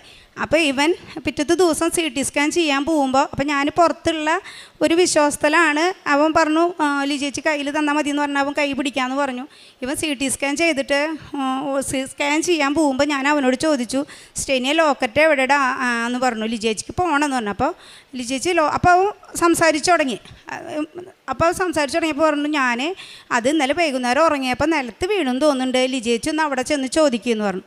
അപ്പം ഞാൻ ICUവിൽ ചെന്നിട്ട് സിസ്റ്റേഴ്സിനോട് ചോദിച്ചപ്പോൾ പറഞ്ഞു അയ്യോ ഇവിടെ കിട്ടിയില്ലല്ലോ, ബെഡ്ഷീറ്റൊക്കെ ഇന്നലെ വൈകുന്നേരം തന്നെ മാറി, ഇനി അടിച്ചു കൊണ്ടുപോകണവർ അത് കൊണ്ടുപോയിണ്ടാവും എന്ന് പറഞ്ഞു, അല്ല എടുത്ത് കളഞ്ഞിട്ടുണ്ടാവും എന്ന് പറഞ്ഞു. അപ്പോൾ അവിടെ ചെന്നപ്പോൾ ഇല്ലയെന്ന് പറഞ്ഞപ്പോൾ ഇനി സ്റ്റെനിയുടെ കയ്യിൽ എന്നെ ചോദിച്ചോക്കെന്ന് പറഞ്ഞിട്ട് ഇപ്പോൾ CT സ്കാൻ ചെയ്ത് വന്നപ്പോൾ എന്നോട് ചോദിച്ചപ്പോൾ പറഞ്ഞു ഇവൻ്റെ കയ്യിലില്ല എന്ന് പറഞ്ഞു. അങ്ങനെ ഞങ്ങളവിടെ ക്ലീനിങ് ചെയ്ത് ചേച്ചിമാരെയൊക്കെ വിളിച്ചു. അവർ പറഞ്ഞു ഞങ്ങൾക്ക് കിട്ടിയിട്ടില്ല ലോക്കറ്റ്. അങ്ങനെ അപ്പോൾ അവർ പറഞ്ഞു നൈറ്റ് ഇവൻ്റെ ഡ്രസ്സ് മാറ്റി, CT സ്കാന് പോകുമ്പോൾ ഡ്രസ്സ് മാറ്റി, ബെഡ്ഷീറ്റൊക്കെ മാറ്റി, ഇനി ചേച്ചി പൊക്കോളോ, കിട്ടുകയാണെന്നുണ്ടെന്നുണ്ടെങ്കിൽ ഞങ്ങളിവിടെ എടുത്തു വയ്ക്കാമെന്ന് പറഞ്ഞു. അപ്പം ഞാൻ മാതാവിനോട് പുറത്തിരുന്ന് പ്രാർത്ഥിച്ചു, മാതാവ് എനിക്ക് അറിയണുണ്ടായിരുന്നില്ല ഇങ്ങനെ ലോക്കറ്റ് കൊടുക്കാൻ പാടില്ല എന്നുള്ളത്, നിനക്ക് അവനെ ചേർത്ത് പിടിക്കാനും അവന് നിന്നെ ചേർത്ത് പിടിക്കാനും വേണ്ടി ഞാൻ കൊടുത്തതാണ്, അത് ഇത്ര വലിയാത്ത തെറ്റായോ മാതാവി, ഞാൻ എങ്ങനെയാണ് മറ്റുള്ളവരെ പോലെ ഇന്ന് നാളെ വരാമെന്ന് വെച്ച് കഴിഞ്ഞാൽ എനിക്ക് പറ്റില്ല വരാനായിട്ട്, അപ്പോൾ ഞാൻ അടുത്ത മാസം വന്നിട്ട് വേണം എനിക്ക് ഉടമ്പടി എടുക്കണമെന്നുണ്ടെങ്കിൽ, അതുവരെ ഞാൻ നീ ഇല്ലാതെ എങ്ങനെയാണ് ഇവിടുന്ന് തിരിച്ചു പോവുക, ഇനി മേലാക്കാൻ ഞാൻ ആർക്കും ലോക്കറ്റ് കൊടുക്കില്ല എന്ന് പറഞ്ഞു. അങ്ങനെ ഞാൻ മാതാവിനോട് ഇതിങ്ങനെ ഇരുന്നിട്ട് പറഞ്ഞുകൊണ്ടിരിക്കുക തന്നെയാണ്. അത് കഴിഞ്ഞിട്ട് കുറച്ച് കഴിഞ്ഞപ്പോൾ ഞാൻ ICUവിൽ കിടന്നിട്ട് ചോദിച്ചു ഞാനൊന്ന് തിരയട്ടെ, അപ്പോൾ ഇവൻ്റെ പെങ്ങളും ഉണ്ട്, ലോക്കറ്റ് തിരയട്ടെ എന്ന് ചോദിച്ചു. അപ്പോൾ പറഞ്ഞു ഞങ്ങൾ ഫ്രീ ആകുമ്പോൾ വിളിക്കാം, ലോക്കറ്റ് തിരഞ്ഞോളൂ എന്ന് പറഞ്ഞു. എന്നിട്ട് ഞങ്ങൾ അപ്പോൾ 4 പേഷ്യൻ്റ് ഉള്ളൂ, നമുക്ക് അടിയൊക്കെ നോക്കി കഴിഞ്ഞാൽ കാണാം, ഗുളിക വയ്ക്കണ സ്റ്റെപ്പൊക്കെ കാണാം. അപ്പം ഞങ്ങൾ അവിടെ ഡോക്ടേഴ്സ് ഇല്ലാത്ത നേരത്ത് നോക്കി എല്ലായിടത്തും തിരഞ്ഞു, ലോക്കറ്റൊന്നും കാണാനില്ല. അപ്പോൾ അവർ പറഞ്ഞു ചേച്ചി 2 പ്രാവശ്യം ബെഡ്ഷീറ്റ് മാറ്റിയതാ, അവൻ്റെ ഡ്രസ്സ് ഊരി മാറ്റിയതാ, എന്നിട്ടാണ് അവൻ CT സ്കാൻ പോയത്, അപ്പോൾ അവിടെയൊന്നും ഇല്ല, ഇനി എപ്പോഴെങ്കിലും ചേച്ചി വല്ലയിടത്തുനിന്ന് കിട്ടുകയാണെങ്കിൽ ഞാൻ തരാമെന്ന് പറഞ്ഞു. അങ്ങനെ ഞാനും മേമേരെ മോൾ ഇവിടുന്ന് ഇവൻ്റെ ബെഡിൻ്റെ അവിടെ നിന്ന് പോകണില്ല, എന്നു വെച്ചാൽ ഇത് കിട്ടാണ്ട് ഞാൻ എങ്ങനെ വീട്ടിൽ പോവും. അങ്ങനെ ഇരിക്കുമ്പോൾ ഞാൻ പറഞ്ഞു മേമേരെ മോളോട് പറഞ്ഞു നമുക്ക് പോവുക, എന്തെങ്കിലും കിട്ടിയെങ്കിൽ അവർ വിളിക്കട്ടെ എന്ന് പറഞ്ഞിട്ട് ഞാൻ പുറത്തേക്ക് കിടക്കാൻ വേണ്ടി ഇങ്ങോട്ട് നിൽക്കുമ്പോൾ ഇവൻ ബെഡിൻ്റെ മുകളിൽ നിന്ന് ആ ലോക്കറ്റ് എടുത്തിട്ട് ദേലി ചേച്ചി അവൻ്റെ കയ്യിലുണ്ടായിരുന്ന പോലെ ദേലി ചേച്ചി ലോക്കറ്റ് എന്ന് പറഞ്ഞിട്ട് എനിക്ക് എടുത്തു തന്നു. അപ്പോൾ എന്നേക്കാളും കൂടുതൽ അവിടെ ഒരു 4 സ്റ്റാഫ് ഉണ്ടായിരുന്നു, അവർ 4 പേരും തലയിൽ കൈ വെച്ചു. ഇത് എവിടെയായിരുന്നു ശനിയെ, നീ ഡ്രസ്സ് മാറി, നിന്നെ ഡ്രസ്സ് 2 പ്രാവശ്യം ഞങ്ങൾ മാറ്റി, ബെഡ്ഷീറ്റ് 2 പ്രാവശ്യം മാറ്റിയതാണ്, നീ ഇത് എവിടെ ഒളിപ്പിച്ച് വെച്ചിട്ടുണ്ടായിരുന്നു, ഞങ്ങളെക്കാളും അത്ഭുതമായിരുന്നു അവർക്കങ്ങനെ. അപ്പം അങ്ങനെ മാതാവിൻ്റെ ഒരു കാശുരൂപം കിട്ടി. പിന്നെ ഞാൻ എനിക്ക് എന്താ പറയുക എന്നേക്കാൾ കൂടുതലധികം അനുഗ്രഹങ്ങൾ കിട്ടിയിട്ടുള്ളത് എൻ്റെ സുഹൃത്തുക്കൾക്കാണ്. ഞാൻ ഡേറ്റ് ഇട്ട് പ്രാർത്ഥിച്ചിട്ട്, പക്ഷെ അവരൊന്നും കൂടെ ഇല്ലാത്തത് കൊണ്ട് അത് പറയാൻ പറ്റുന്നില്ല. അപ്പോൾ എനിക്കിതുപോലെ ഞാൻ എപ്പോഴും ഒരു കൊന്ത ചൊല്ലി കഴിഞ്ഞാലും എനിക്ക് വേണ്ടി പ്രാർത്ഥിക്കാറില്ല, മറ്റുള്ളവർക്ക് വേണ്ടിയിട്ട് പ്രാർത്ഥിക്കാറ്. അപ്പം ഞാൻ ഡിസംബർ 7 മാതാവിൻ്റെ പ്രത്യക്ഷീകരണ ദിവസം ഞാൻ എന്നും മാതാവിനോട് പ്രാർത്ഥിക്കും, മാതാവേ എനിക്ക് പ്രത്യക്ഷീകരണത്തിൻ്റെ ദിവസം എനിക്ക് വേണ്ട, ഞാൻ വെച്ച ഉടമ്പടിയിൽ എൻ്റെ നിയോഗങ്ങൾ വേണ്ട, ആർക്കായാലും കുഴപ്പമില്ല, എന്നെ ഒരു മാതാവിൻ്റെ ഒരു സാക്ഷിയാക്കി എന്നെ ഉയർത്തണം എന്ന് പറയാറുണ്ട്. അപ്പം എന്നെ ഓഫീസിലൊക്കെ പോയി കഴിഞ്ഞാൽ എല്ലാവരും കളിയാക്കും. എന്താണെന്ന് വെച്ച് കഴിഞ്ഞാൽ വിളിച്ച് കഴിഞ്ഞാൽ ഫോൺ എടുക്കില്ല, ലിജി ഇപ്പം മാതാവിൻ്റെ ആളാന്ന് പറഞ്ഞിട്ട് എന്നെ ഓഫീസിലൊക്കെ പോയി, ഞാനൊരു ഇൻഷുറൻസ് ഫീൽഡിൽ വർക്ക് ചെയ്യുന്ന ആളാണ്. അപ്പം എന്നെ കളിയാക്കും. അപ്പം ഞാൻ എന്നും പറയും, മാതാവ് എന്നെ അല്ല കേട്ടോ കളിയാക്കണം, മാതാവിനെ കളിയാക്കണത് എന്ന് പറഞ്ഞിട്ട് ഞാൻ അവിടെ നിന്ന് വരാറുണ്ട്. എന്ന് വെച്ചാൽ ഞാൻ ഫുൾ ടൈം സാക്ഷിയൊക്കെ കണ്ടുകൊണ്ടിരിക്കണതാണ്. അപ്പം അങ്ങനെ ഞാൻ മാതാവിനോട് തലേ ദിവസം വരെ പറഞ്ഞു, ഇന്ന് 6 കേട്ടോ, നാളെ 7 എന്നെ മറക്കരുത്, ഇതുവരെയൊക്കെ നീ ഡേറ്റ് ഇട്ട് പ്രാർത്ഥിച്ചത് എൻ്റെ സുഹൃത്തുക്കൾക്ക് വേണ്ടി തന്നിട്ട്, എനിക്ക് സുഹൃത്തുക്കൾക്കായാലും കുഴപ്പമില്ല, ഉടമ്പടിയിൽ വെച്ചാൽ ഏതെങ്കിലും ഒരു വ്യക്തികൾ എനിക്കൊരു സാക്ഷ്യം പറയണം എന്ന് പറഞ്ഞു. അപ്പം ഞാൻ അതിന് മുന്നേ ഒരു കസ്റ്റമറിനെ കാണാൻ പോകുമ്പോൾ ഉപ്പിട്ടിട്ട് ഞാൻ വീട്ടിൽ പ്രാർത്ഥിക്കാറുണ്ടായിരുന്നു. അപ്പം അങ്ങനെ ഞാൻ പുലർച്ചെ ഇവരൊക്കെ ആൾക്കാർ സാക്ഷ്യത്തിൽ പറയുന്ന പോലെ ജോസഫ് അച്ഛനെ സ്വപ്നം കണ്ടു, മാതാവിനെ സ്വപ്നം കണ്ടു എന്നൊക്കെ പറയുമ്പോൾ ഞാനൊന്നും പ്രാർത്ഥിക്കുക, എനിക്ക് അതിനുള്ള യോഗ്യത ഇല്ലല്ലോ, അതുകൊണ്ടായിരിക്കും അല്ലേ മാതാവേ, എനിക്ക് കുറവുകളുള്ളത് കൊണ്ടായിരിക്കും എനിക്ക് സ്വപ്നമൊന്നും കാണാൻ പറ്റാത്തതെന്ന് പറഞ്ഞിട്ട് എന്നും ഞാൻ അങ്ങനെ പരാതിയൊന്നും പറയാറുള്ളത്. അങ്ങനെ ഞാൻ ഈ ഡിസംബർ 7 പുലർച്ചെ എണീക്കുമ്പോൾ തന്നെ എൻ്റെ ജീവിതത്തിൽ അത് ഈ ഉടമ്പടി എടുത്തിട്ട് ഏറ്റവും വലിയാത്തൊരു സാക്ഷിയാണ്. എനിക്കതന്ന് സന്തോഷത്തിന് പറഞ്ഞു തീരണ്ടായിരുന്നില്ല. എണീക്കുമ്പോൾ തന്നെ ജോസഫ് അച്ഛനെ സ്വപ്നം കണ്ട് എൻ്റെ നിയോഗങ്ങൾ അച്ഛൻ അൾത്താരേന്ന് ഈശോയ്ക്ക് സമർപ്പിക്കണ സാക്ഷിയാണ് കണ്ടത്. ഞാനതന്ന് എന്താ പറയുക, പുലർച്ചെ എന്ന് പറഞ്ഞതിന് അന്ന് ഞായറാഴ്ച ഇത് പള്ളിയിലേക്ക് പോകുന്നതിൻ്റെ മുന്നേ തന്നെ ഞാൻ കുറേ പേർക്ക് ഞാനത് അപ്പം തന്നെ ഞാൻ പറഞ്ഞു, ഞാൻ അന്ന് മാതാവ് ജോസഫ് അച്ഛനെ സ്വപ്നം കണ്ടു, ഇനി എനിക്കൊരു ടെൻഷനും ഇല്ല, എൻ്റെ മാതാവ് സാക്ഷി തന്നെ. അപ്പം ഞാൻ മാതാവിനോട് പറഞ്ഞു, അത് എനിക്ക് തന്നു, സന്തോഷമാണെന്ന് പറഞ്ഞു.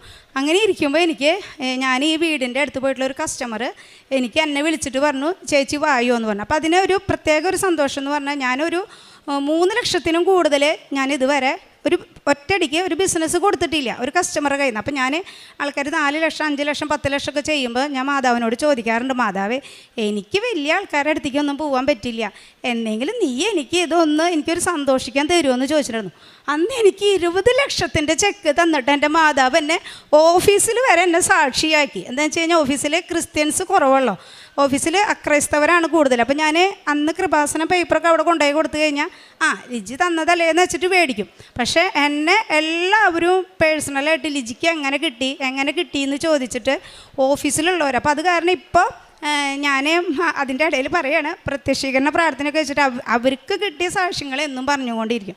അപ്പോൾ അത് എൻ്റെ ജീവിതത്തിൽ ഉടമ്പടി വഴി അത് ഞാൻ മാതാവിനോട് എത്ര നന്ദി പറഞ്ഞാലും മതിയാവില്ല. എന്ന് വെച്ചാൽ എനിക്ക് വേറെ ദിവസം സ്വപ്നം കണ്ട് ഇത്ര സന്തോഷം ഉണ്ടായിരിക്കില്ല, പക്ഷെ അത് മാതാവിൻ്റെ പ്രത്യക്ഷീകരണ ദിവസം തന്നെ എന്നെ എന്താ പറയുക, തൃശ്ശൂർ ബ്രാഞ്ച് മൊത്തം എന്നെ മാതാവിൻ്റെ സാക്ഷിയാക്കി തന്നെ. അതിന് ഞാൻ എത്ര നന്ദി പറഞ്ഞാലും മതിയാവില്ല. പിന്നെ കാരുണ്യ പ്രവൃത്തികളെന്ന് പറഞ്ഞു കഴിഞ്ഞാൽ ഞാൻ ആദ്യമേ കാരുണ്യ പ്രവൃത്തികൾ ചെയ്യുന്ന ആളാണ്, പക്ഷെ അത് ദശാംശമൊക്കെ ഞാൻ കൊടുക്കാറുണ്ട്. പിന്നെ ഇപ്പം എൻ്റെ ഫ്രണ്ട്സുകളൊക്കെ ചോദിച്ചു കഴിഞ്ഞാൽ ഹസ്ബൻഡിനൊന്നും അറിയില്ല, മോൾക്കറിയാം, ഗോൾഡ് പണയം വെച്ചിട്ടായാലും ഞാൻ പൈസയൊക്കെ കൊടുക്കാറുണ്ട് ഉടമ്പടി എടുക്കുന്നതിനേക്കാളും മുന്നൊക്കെ. പക്ഷെ ഉടമ്പടി എടുത്തപ്പോൾ എനിക്ക് എത്ര കൊടുക്കുന്നു എന്നുള്ളത് എനിക്കറിയില്ല. എന്താണെന്ന് വെച്ച് കഴിഞ്ഞാൽ ഈശോയ്ക്ക് വേണ്ടി എൻ്റെ കൂടെ മാതാവ് നിന്നുകൊണ്ട് ചെയ്യുന്ന പോലെയാണ് എനിക്ക് തോന്നുന്നത്. ഞാനിവിടെ അഖണ്ഡ ജപം എനിക്കങ്ങനെ പറയാൻ ഇഷ്ടമില്ല. എൻ്റെ മോൾക്കും 1-2 സുഹൃത്തുക്കൾക്കും ഞാൻ ചെയ്യുന്നത് അറിയാം. എന്താ വെച്ചാൽ ഞാൻ അവരെ കൊണ്ട് ചെയ്യിപ്പിക്കാറുണ്ട്. എന്ന് വെച്ചാൽ കടങ്ങളൊക്കെ പറയും നിങ്ങൾക്ക് കിട്ടുന്നതൊന്ന് കൊടുക്ക്, നിങ്ങൾക്ക് തരുന്ന അങ്ങനെ പറയിപ്പിക്കാറുണ്ട് ഞാൻ. അപ്പോൾ അതുകൊണ്ട് ഞാനിവിടെ അഖണ്ഡ ജപമാല റാലിക്ക് കൊടുക്കാറുണ്ട്. പിന്നെ കൃപാസനത്തിൻ്റെ ഗ്രൂപ്പിൽ ഞാൻ പറയാറുണ്ട്, നിങ്ങൾക്ക് ആർക്കെങ്കിലും വരാൻ പറ്റുന്നില്ല, പൈസ ഇല്ലെങ്കിൽ എന്നോട് പറഞ്ഞാൽ മതി, അങ്ങനെ കൊടുക്കാറുണ്ട്. ഇന്നിപ്പോൾ 2 പേരുണ്ട് ഞാൻ കൊണ്ടുവന്നിട്ടുണ്ട്. അതുപോലെ രോഗികൾക്കായാലും ഞാൻ അങ്ങോട്ട് ചോദിച്ച് വരാൻ ഞാൻ നിൽക്കാറില്ല, ഞാൻ അങ്ങോട്ട് കൊടുക്കാറാണ് പതിവ്. പിന്നെ രോഗികളെ ഞാൻ കാരുണ്യ രോഗികളെ, അതായത് ക്യാൻസറിൻ്റെ, എനിക്കത് കാലങ്ങളായിട്ട് ഇഷ്ടമുള്ള ആളാണ് ഒരു വൃദ്ധരായ മാതാപിതാക്കളെ ശുശ്രൂഷിക്കുക എന്നുള്ളത്. പക്ഷെ ഞാനത് എങ്ങനെ പോവും, അതായത് ആൾക്കാർ എന്തു പറയുന്നുള്ളൊരു ചിന്ത എൻ്റെ കാലത്ത് കുറേ കാലമായിട്ടുണ്ടായിരുന്നു. പക്ഷെ അത് ഞാൻ ദൈവസ്നേഹത്തോട് കൂടിയിട്ട് തന്നെ ഞാനിതുപോലെ എങ്ങനെ പോവും എവിടെ പോകും എന്ന് വിചാരിച്ചിട്ട് ഇരിക്കുമ്പോഴാണ് എൻ്റെ സ്വന്തം ഇടവകയിൽ എൻ്റെ അമ്മേരെ ഒരു സപ്തതിക്ക് അവിടെ കേക്ക് മുറിച്ച് ചേട്ടൻ അവിടെ നിന്ന് അരി കൊടുത്ത് എനിക്കത് വഴി കാണിച്ച് തന്നതാണെന്ന് ഞാൻ വിശ്വസിക്കുന്നു. അങ്ങനെ ഞാൻ അവിടെ പോയിട്ട് രോഗികളെ കുളിപ്പിക്കാറുണ്ട്. ഞാൻ എൻ്റെ കൂടെ വേറൊരു ഉടമ്പടി എടുത്ത കുട്ടീൻ്റെ അവരേനും കൂട്ടിയിട്ട് ഞാൻ പോകാറുണ്ട്. പിന്നെ അവർക്ക് അവിടെ മാസ്ക്, ഗ്ലൗസ്, ഡയപ്പറൊക്കെ മേടിച്ച് കൊടുക്കാറുണ്ട്. പിന്നെ ഞാൻ അവരോട് ചോദിക്കും നിങ്ങൾക്ക് എന്താ വേണ്ടതെന്ന് ചോദിക്കുമ്പോൾ അവർ പറയും ഞങ്ങൾക്ക് ഇതൊന്നല്ല ആവശ്യം, ഞങ്ങൾക്ക് പഴയ തുണികൾ ആവശ്യം എന്ന് പറയും. അപ്പം ഞാൻ ഇടവകയിൽ വിളിച്ച് പറഞ്ഞ് വീടുകളിൽ നിന്ന് കളക്ട് ചെയ്ത് കൊണ്ടുവച്ചിട്ട് അവരുടെ വീട്ടിലേക്ക് ഞാനത് എന്ന് വെച്ചാൽ അവർക്ക് ഡയപ്പർ മാറ്റാനൊക്കെ തുണികളാണ് ആവശ്യം. അപ്പം ഞങ്ങൾക്ക് തുണികളും പേപ്പർ ആവശ്യം എന്ന് പറയണം. കാരണം ഞാൻ മാസത്തിൽ ഒരിക്കലെങ്കിലും വണ്ടി വിളിച്ചിട്ട് അത് കൊണ്ടുപോയി കൊടുക്കാറുണ്ട്. അപ്പോൾ ഞാനത് ആദ്യമേ തന്നെ പോകുമ്പോൾ ഞാൻ പറഞ്ഞത് എനിക്ക് അറപ്പും വെറുപ്പൊന്നും ഇല്ലാണ്ട് ഈശോ നിന്നെ ശുശ്രൂഷിക്കാനാണ് ഞാൻ വരുന്നത്. അപ്പോൾ അതുകൊണ്ട് എനിക്കത് സന്തോഷത്തോട് കൂടിയിട്ട് തന്നെ ചെയ്യണം. പിന്നെ അവർക്ക് എന്തെങ്കിലും ഇപ്പോൾ രണ്ട് ഹിന്ദുക്കളും ഒരു ക്രിസ്ത്യൻസാണ്. അപ്പോൾ അവർക്ക് ഇല്ലാത്ത, അതായത് ഓണായാലും ക്രിസ്മസ് ആയാലും അവർക്ക് വരാനൊന്നും പറ്റില്ലെങ്കിൽ ഞാൻ ഓണായാലും ക്രിസ്മസ് ആയാലും ഞാൻ രോഗികളെ കുളിപ്പിക്കാൻ പോവാറുണ്ട്. പിന്നെ ഞാൻ ആത്മീയ ജീവിതത്തിൽ എന്ന് പറഞ്ഞു കഴിഞ്ഞാൽ ഞാൻ ആദ്യം എന്നും കുർബാനയ്ക്ക് പോകുന്ന ഒരാൾ തന്നെയാണ്. പക്ഷേ മടി കൂടുതലായിരുന്നു. നമുക്ക് എന്തെങ്കിലുമൊക്കെ കാരണങ്ങൾ വന്നു കഴിഞ്ഞാൽ മടി പിടിച്ച് അവിടെ കിടക്കും. ഇപ്പം അങ്ങനെ മടി പിടിച്ച് കിടക്കാറില്ല. ഞാനിപ്പോൾ ഉടമ്പടി എടുത്ത് 1 കൊല്ലം കഴിഞ്ഞു. അതിലാകെ 2-3 ദിവസം മാത്രം, അതായത് മീറ്റിങ്ങുകൾക്കൊക്കെ പോകുമ്പോൾ പുലർച്ചെ പോണ കാരണം എനിക്ക് കുർബാന അറ്റൻഡ് ചെയ്യാൻ പറ്റാറില്ല. അങ്ങനെ ഒരു ദിവസം വയ്യാതെയും അങ്ങനെ ആകെ 2-3 ദിവസം ഞാൻ കുർബാനയ്ക്ക് മുടങ്ങിയിട്ടുള്ളൂ. പിന്നെ എനിക്കിതിൽ എന്താ പറയുക, നമുക്ക് കുമ്പസാരിക്കാറൊക്കെ ഞാൻ 2 ആഴ്ച കൂടുമ്പോൾ കുമ്പസാരിക്കാറുണ്ട്. പിന്നെ നമുക്ക് ഏറ്റവും കൂടുതലെന്ന് വെച്ച് കഴിഞ്ഞാൽ എനിക്കിപ്പോൾ ഇതിൽ ആത്മീയ ജീവിതത്തിൽ ഏറ്റവും സന്തോഷം എന്ന് പറഞ്ഞാൽ കുമ്പസാരിക്കുമ്പോൾ എനിക്ക് ആദ്യം ഞാൻ അച്ഛൻ്റെ അടുത്ത് പോയിട്ട് കുമ്പസാരിക്കുക എന്നുള്ളൊരു, ഈശോയാണ് കുമ്പസാരക്കൂടില്ലെന്നുണ്ടെങ്കിൽ പോലും അച്ഛൻ്റെ അടുത്താണ് കുമ്പസാരിക്കണേന്നുള്ള ഒരു ചിന്താഗതിയായിരുന്നു. പക്ഷേ എനിക്കിപ്പോൾ ഈ കുറച്ച് കാലം വെച്ചിട്ട് എനിക്ക് ഈശോ എന്നോട് ഞാൻ എന്ത് ചെയ്യണം, അല്ലെങ്കിൽ ആർക്ക് കൊടുക്കണം, ഞാൻ എന്താണ് ചെയ്യേണ്ടതെന്നുള്ളത് എനിക്ക് കുമ്പസാരത്തിലൂടെ എനിക്ക് ഈശോ വെളിപ്പെടുത്തി തരുന്നു. അതെനിക്ക് ഭയങ്കര സന്തോഷം എനിക്കിപ്പോൾ. എന്നുവെച്ചാൽ എന്നോട് ഈശോ സംസാരിക്കുക എന്നുള്ള ഒരു ഇതാണ്. പിന്നെ ഞാൻ അച്ഛൻ്റെ ഡെയിലി ബ്രെഡ് കൂടാറുണ്ട്. കൃപാസന പേപ്പർ ഞാൻ ഇന്ന ആൾക്കൊന്നുമല്ല, പള്ളിയിൽ ഞാൻ കൊടുക്കാറുണ്ട്. പള്ളിയിൽ കൊടുക്കാറുണ്ടെന്ന് പറഞ്ഞാൽ ഞാനൊരു 4-5 വർഷക്കാലം എനിക്ക് കൃപാസന പേപ്പർ കിട്ടി ഞാൻ അകത്ത് കൊണ്ടുവന്ന് വെക്കില്ലായിരുന്നു. എല്ലാ ധ്യാന കേന്ദ്രങ്ങളും ഒന്നാണെന്നുള്ളൊരു ചിന്താഗതി ഉള്ള കാരണം ഞാൻ കൃപാസന പേപ്പർ വായിക്കാറുണ്ടായിരുന്നില്ല. അപ്പോൾ അതുകൊണ്ട് ഞാൻ ചില വ്യക്തികൾക്ക് അവർക്ക് മാതാവിനെ അറിയേണ്ട ആവശ്യമുള്ളത് കൊണ്ട് ഞാൻ കൃപാസന പേപ്പർ കൊടുത്ത് നിങ്ങൾ ഉടമ്പടി എടുക്കുക എന്ന് പറഞ്ഞിട്ട് ക്രിസ്ത്യൻസിനാണ് പള്ളിയിൽ കൊടുക്കാറുണ്ട്. പിന്നെ ഞാൻ ബസ് സ്റ്റാൻഡിലായാലും ബസ്സിൽ പോകുമ്പോഴായാലും എൻ്റെ കയ്യിൽ ഉടമ്പടി കാശുരൂപം അതുപോലെ ഉപ്പുണ്ടായിരിക്കും. ചിലവരൊക്കെ കുറേ പേര് പറയുമ്പോൾ എനിക്ക് വിഷമാവും, എനിക്ക് മാതാവിൻ്റെ അടുത്തേക്ക് പോകണമെന്നുണ്ട് പക്ഷെ എത്താൻ പറ്റില്ല എന്ന് പറയുമ്പോൾ ഞാൻ അവർക്ക് അവിടെ വെച്ചിട്ട് എൻ്റെ നമ്പർ കൊടുക്കും. നിങ്ങൾക്ക് എന്തെങ്കിലും ഉണ്ടെങ്കിൽ എന്നെ വിളിച്ചോളൂ എന്ന് പറയും. ഞാൻ ആദ്യമൊക്കെ കൊന്ത ചെല്ലുമ്പോൾ എല്ലാവർക്കും 5 രഹസ്യം ഞാൻ 5 ആൾക്കാർക്ക് വേണ്ടിയിട്ട് കൊന്ത ചെല്ലുക. എനിക്ക് വേണ്ടി എന്തെങ്കിലും വന്ന് കൊന്ത ചെല്ലി കഴിഞ്ഞാൽ എനിക്കത് അയ്യോ അവർക്ക് വേണ്ടിയും കൂടി പ്രാർത്ഥിക്കാം. ഇപ്പം ഞാൻ കൊന്ത ചെല്ലുമ്പോൾ പ്രത്യക്ഷീകരണ പ്രാർത്ഥന ചൊല്ലി അവർക്കുള്ള ഏതാണോ അവരുടെ വചനം, അങ്ങനെ ചിലപ്പോൾ ഒരു കൊന്ത എന്ന് പറയണത് എൻ്റെ 1 മണിക്കൂറൊക്കെ പിടിക്കും ഞാൻ കൊന്ത ചെല്ലുന്നുണ്ടെങ്കിൽ. ഇല്ലെങ്കിൽ പിന്നെ ഫുൾ ടൈം ഞാൻ മറ്റേതൊക്കെ എനിക്ക് ആത്മീയ ജീവിതം പറഞ്ഞാൽ എനിക്ക് മറ്റേത് കൂട്ടുകാരത്തികളൊക്കെ വല്ലവർക്കും എനിക്ക് വിഷമം വന്നാൽ ഞാൻ 1 മണിക്കൂറൊക്കെ ഇരുന്നിട്ട് വിളിക്കും. അതായിരുന്നു എൻ്റെ സന്തോഷം. പക്ഷേ ഇപ്പം എനിക്ക് രാവിലെ ഞാൻ 3 മണിക്ക് കഴിഞ്ഞിട്ടുണ്ടെങ്കിൽ 3 മണി തൊട്ട് സാക്ഷിണിയായിരിക്കും. എനിക്ക് അതിൻ്റെ ഇടയിൽ നിന്ന് ഒരാളെ വിളിക്കാമെന്ന് പറഞ്ഞാൽ എനിക്ക് ഇഷ്ടമില്ല. അത്രയും എന്താ പറയുക, എനിക്ക് എന്തെങ്കിലും വിഷമം വരുമ്പോൾ ജോസഫ് അച്ഛൻ പറയണ പോലെ വ്യക്തികളോടല്ല സംസാരിക്കേണ്ടത്, ഈശോയോടാണ് സംസാരിക്കേണ്ടത്. അപ്പം ഞാൻ അവിടെ സാക്ഷ്യം വെച്ചിരുന്ന് കഴിഞ്ഞാൽ എനിക്കത് ഭയങ്കര ഇതാണ്. അപ്പോൾ എനിക്കിതിൽ ഏറ്റവും കൂടുതൽ സന്തോഷം എന്ന് പറഞ്ഞാൽ ഞാൻ ആദ്യം മാതാവിൻ്റെ ഭക്തി തന്നെയായിരുന്നു. പക്ഷേ അന്ന് കുറച്ച് നാളൊന്ന് ഈശോയോടാണ് സംസാരിക്കേണ്ടതെന്ന് പറഞ്ഞപ്പോൾ ഞാൻ ഈശോയോടായിരുന്നു കൂടുതൽ. എൻ്റെ മുന്നിൽ മാതാവ് നിന്നവരെ ഞാൻ മാതാവിനെ നോക്കിയിരുന്നില്ല. അതിന് ഞാൻ മാതാവിനോട് ഇപ്പം എന്നും ഞാൻ സോറി പറയുന്നു. ഉടമ്പടി വഴി എനിക്ക് എന്താ വെച്ച് കഴിഞ്ഞാൽ മാതാവിനോട് ഞാൻ പരാതി പറയാറില്ല, ഞാൻ എപ്പോഴും സംസാരിക്കാറാണ് പതിവ്. അപ്പോൾ ഇത്രയും വലിയ അനുഗ്രഹങ്ങൾ തന്ന മാതാവിനെ എത്ര നന്ദി പറഞ്ഞാലും മതിയാവില്ല. ഇനിയും ഇവിടുന്ന് ഉടമ്പടിയിൽ ജീവിക്കാൻ ഞാൻ ആഗ്രഹിക്കുന്നു. ഈശോയുടെ തിരുക്കുമാരനും കോടാനുകോടി നന്ദി സ്തുതി അർപ്പിക്കുന്നു. സൗഖ്യം തന്നതിന് മാതാവിനും ദൈവത്തിനും ഒരുപാട് നന്ദി. അവിടുന്ന് ഹൃദയം തകർന്നവരെ സൗഖ്യപ്പെടുത്തുകയും അവരുടെ മുറിവുകൾ വെച്ച് കെട്ടുകയും ചെയ്യുന്നു. സങ്കീർത്തനം 147 3-ാം വചനമാണ്. പരിശുദ്ധ അമ്മ തൊട്ട് സുഖപ്പെടുത്തുകയാണ് ഈ മകനെ ചെയ്തത്. ആ മകനുള്ള വിശ്വാസത്തിൻ്റെ സാക്ഷിയായിട്ട് തന്നെയാണ് ഇന്ന് മകന് ഉടമ്പടി എടുത്തതേ ഉള്ളൂ. അപ്പോഴാണ് ഈ മകൻ്റെ ആ വിശ്വാസത്തിൻ്റെ ആ ആഴം തന്നെ മനസ്സിലാക്കാൻ സാധിക്കുന്നത്. ഈശോയും അമ്മയും കനിഞ്ഞു കൊടുത്ത ആ രോഗസൗഖ്യം ഈ മകൻ വിശ്വസിച്ച് പ്രാർത്ഥിച്ച് അങ്ങനെയാണ് ഇന്ന് ഉടമ്പടി എടുത്ത് പരിശുദ്ധ അമ്മയുടെ സന്നിധിയിൽ സാക്ഷിയായിട്ട് നിൽക്കുന്നത്. പിന്നീട് ഈ മകൾ പറഞ്ഞത് പ്രത്യക്ഷീകരണത്തിൻ്റെ ദിവസമാണ് ഡിസംബർ 7-ാം തീയതി. അമ്മ പ്രത്യക്ഷപ്പെട്ട ദിവസം തന്നെ മകൾക്ക് ഈ മകൾ എക്സിക്യൂട്ടീവ് ഇൻഷുറൻസ് മാനേജറായിട്ടാണ് ജോലി ചെയ്യണത്. അന്ന് ഒരിക്കലും സാധിക്കാത്ത ഒരു കാര്യമാണ് ഈശോയും അമ്മയും ചേർന്ന് നിന്ന് കൊടുത്ത് ഒരു വലിയൊരു ടാർഗറ്റാണ് കവർ ചെയ്യാനായിട്ട് ഈ മകളെ സഹായിച്ചത്. അതും ഒരു മെറിറ്റുമില്ലാതെ പെട്ടെന്ന് തന്നെ ഈശോയും അമ്മയുടെ ഒരു വലിയൊരു ഇടപെടലായിരുന്നു ഈ മകളുടെ ജീവിതത്തിൽ സംഭവിച്ചത്. അത് ദൈവത്തിൻ്റെ ഒരു വലിയ ഒരു അനുഗ്രഹമായിട്ടാണ്.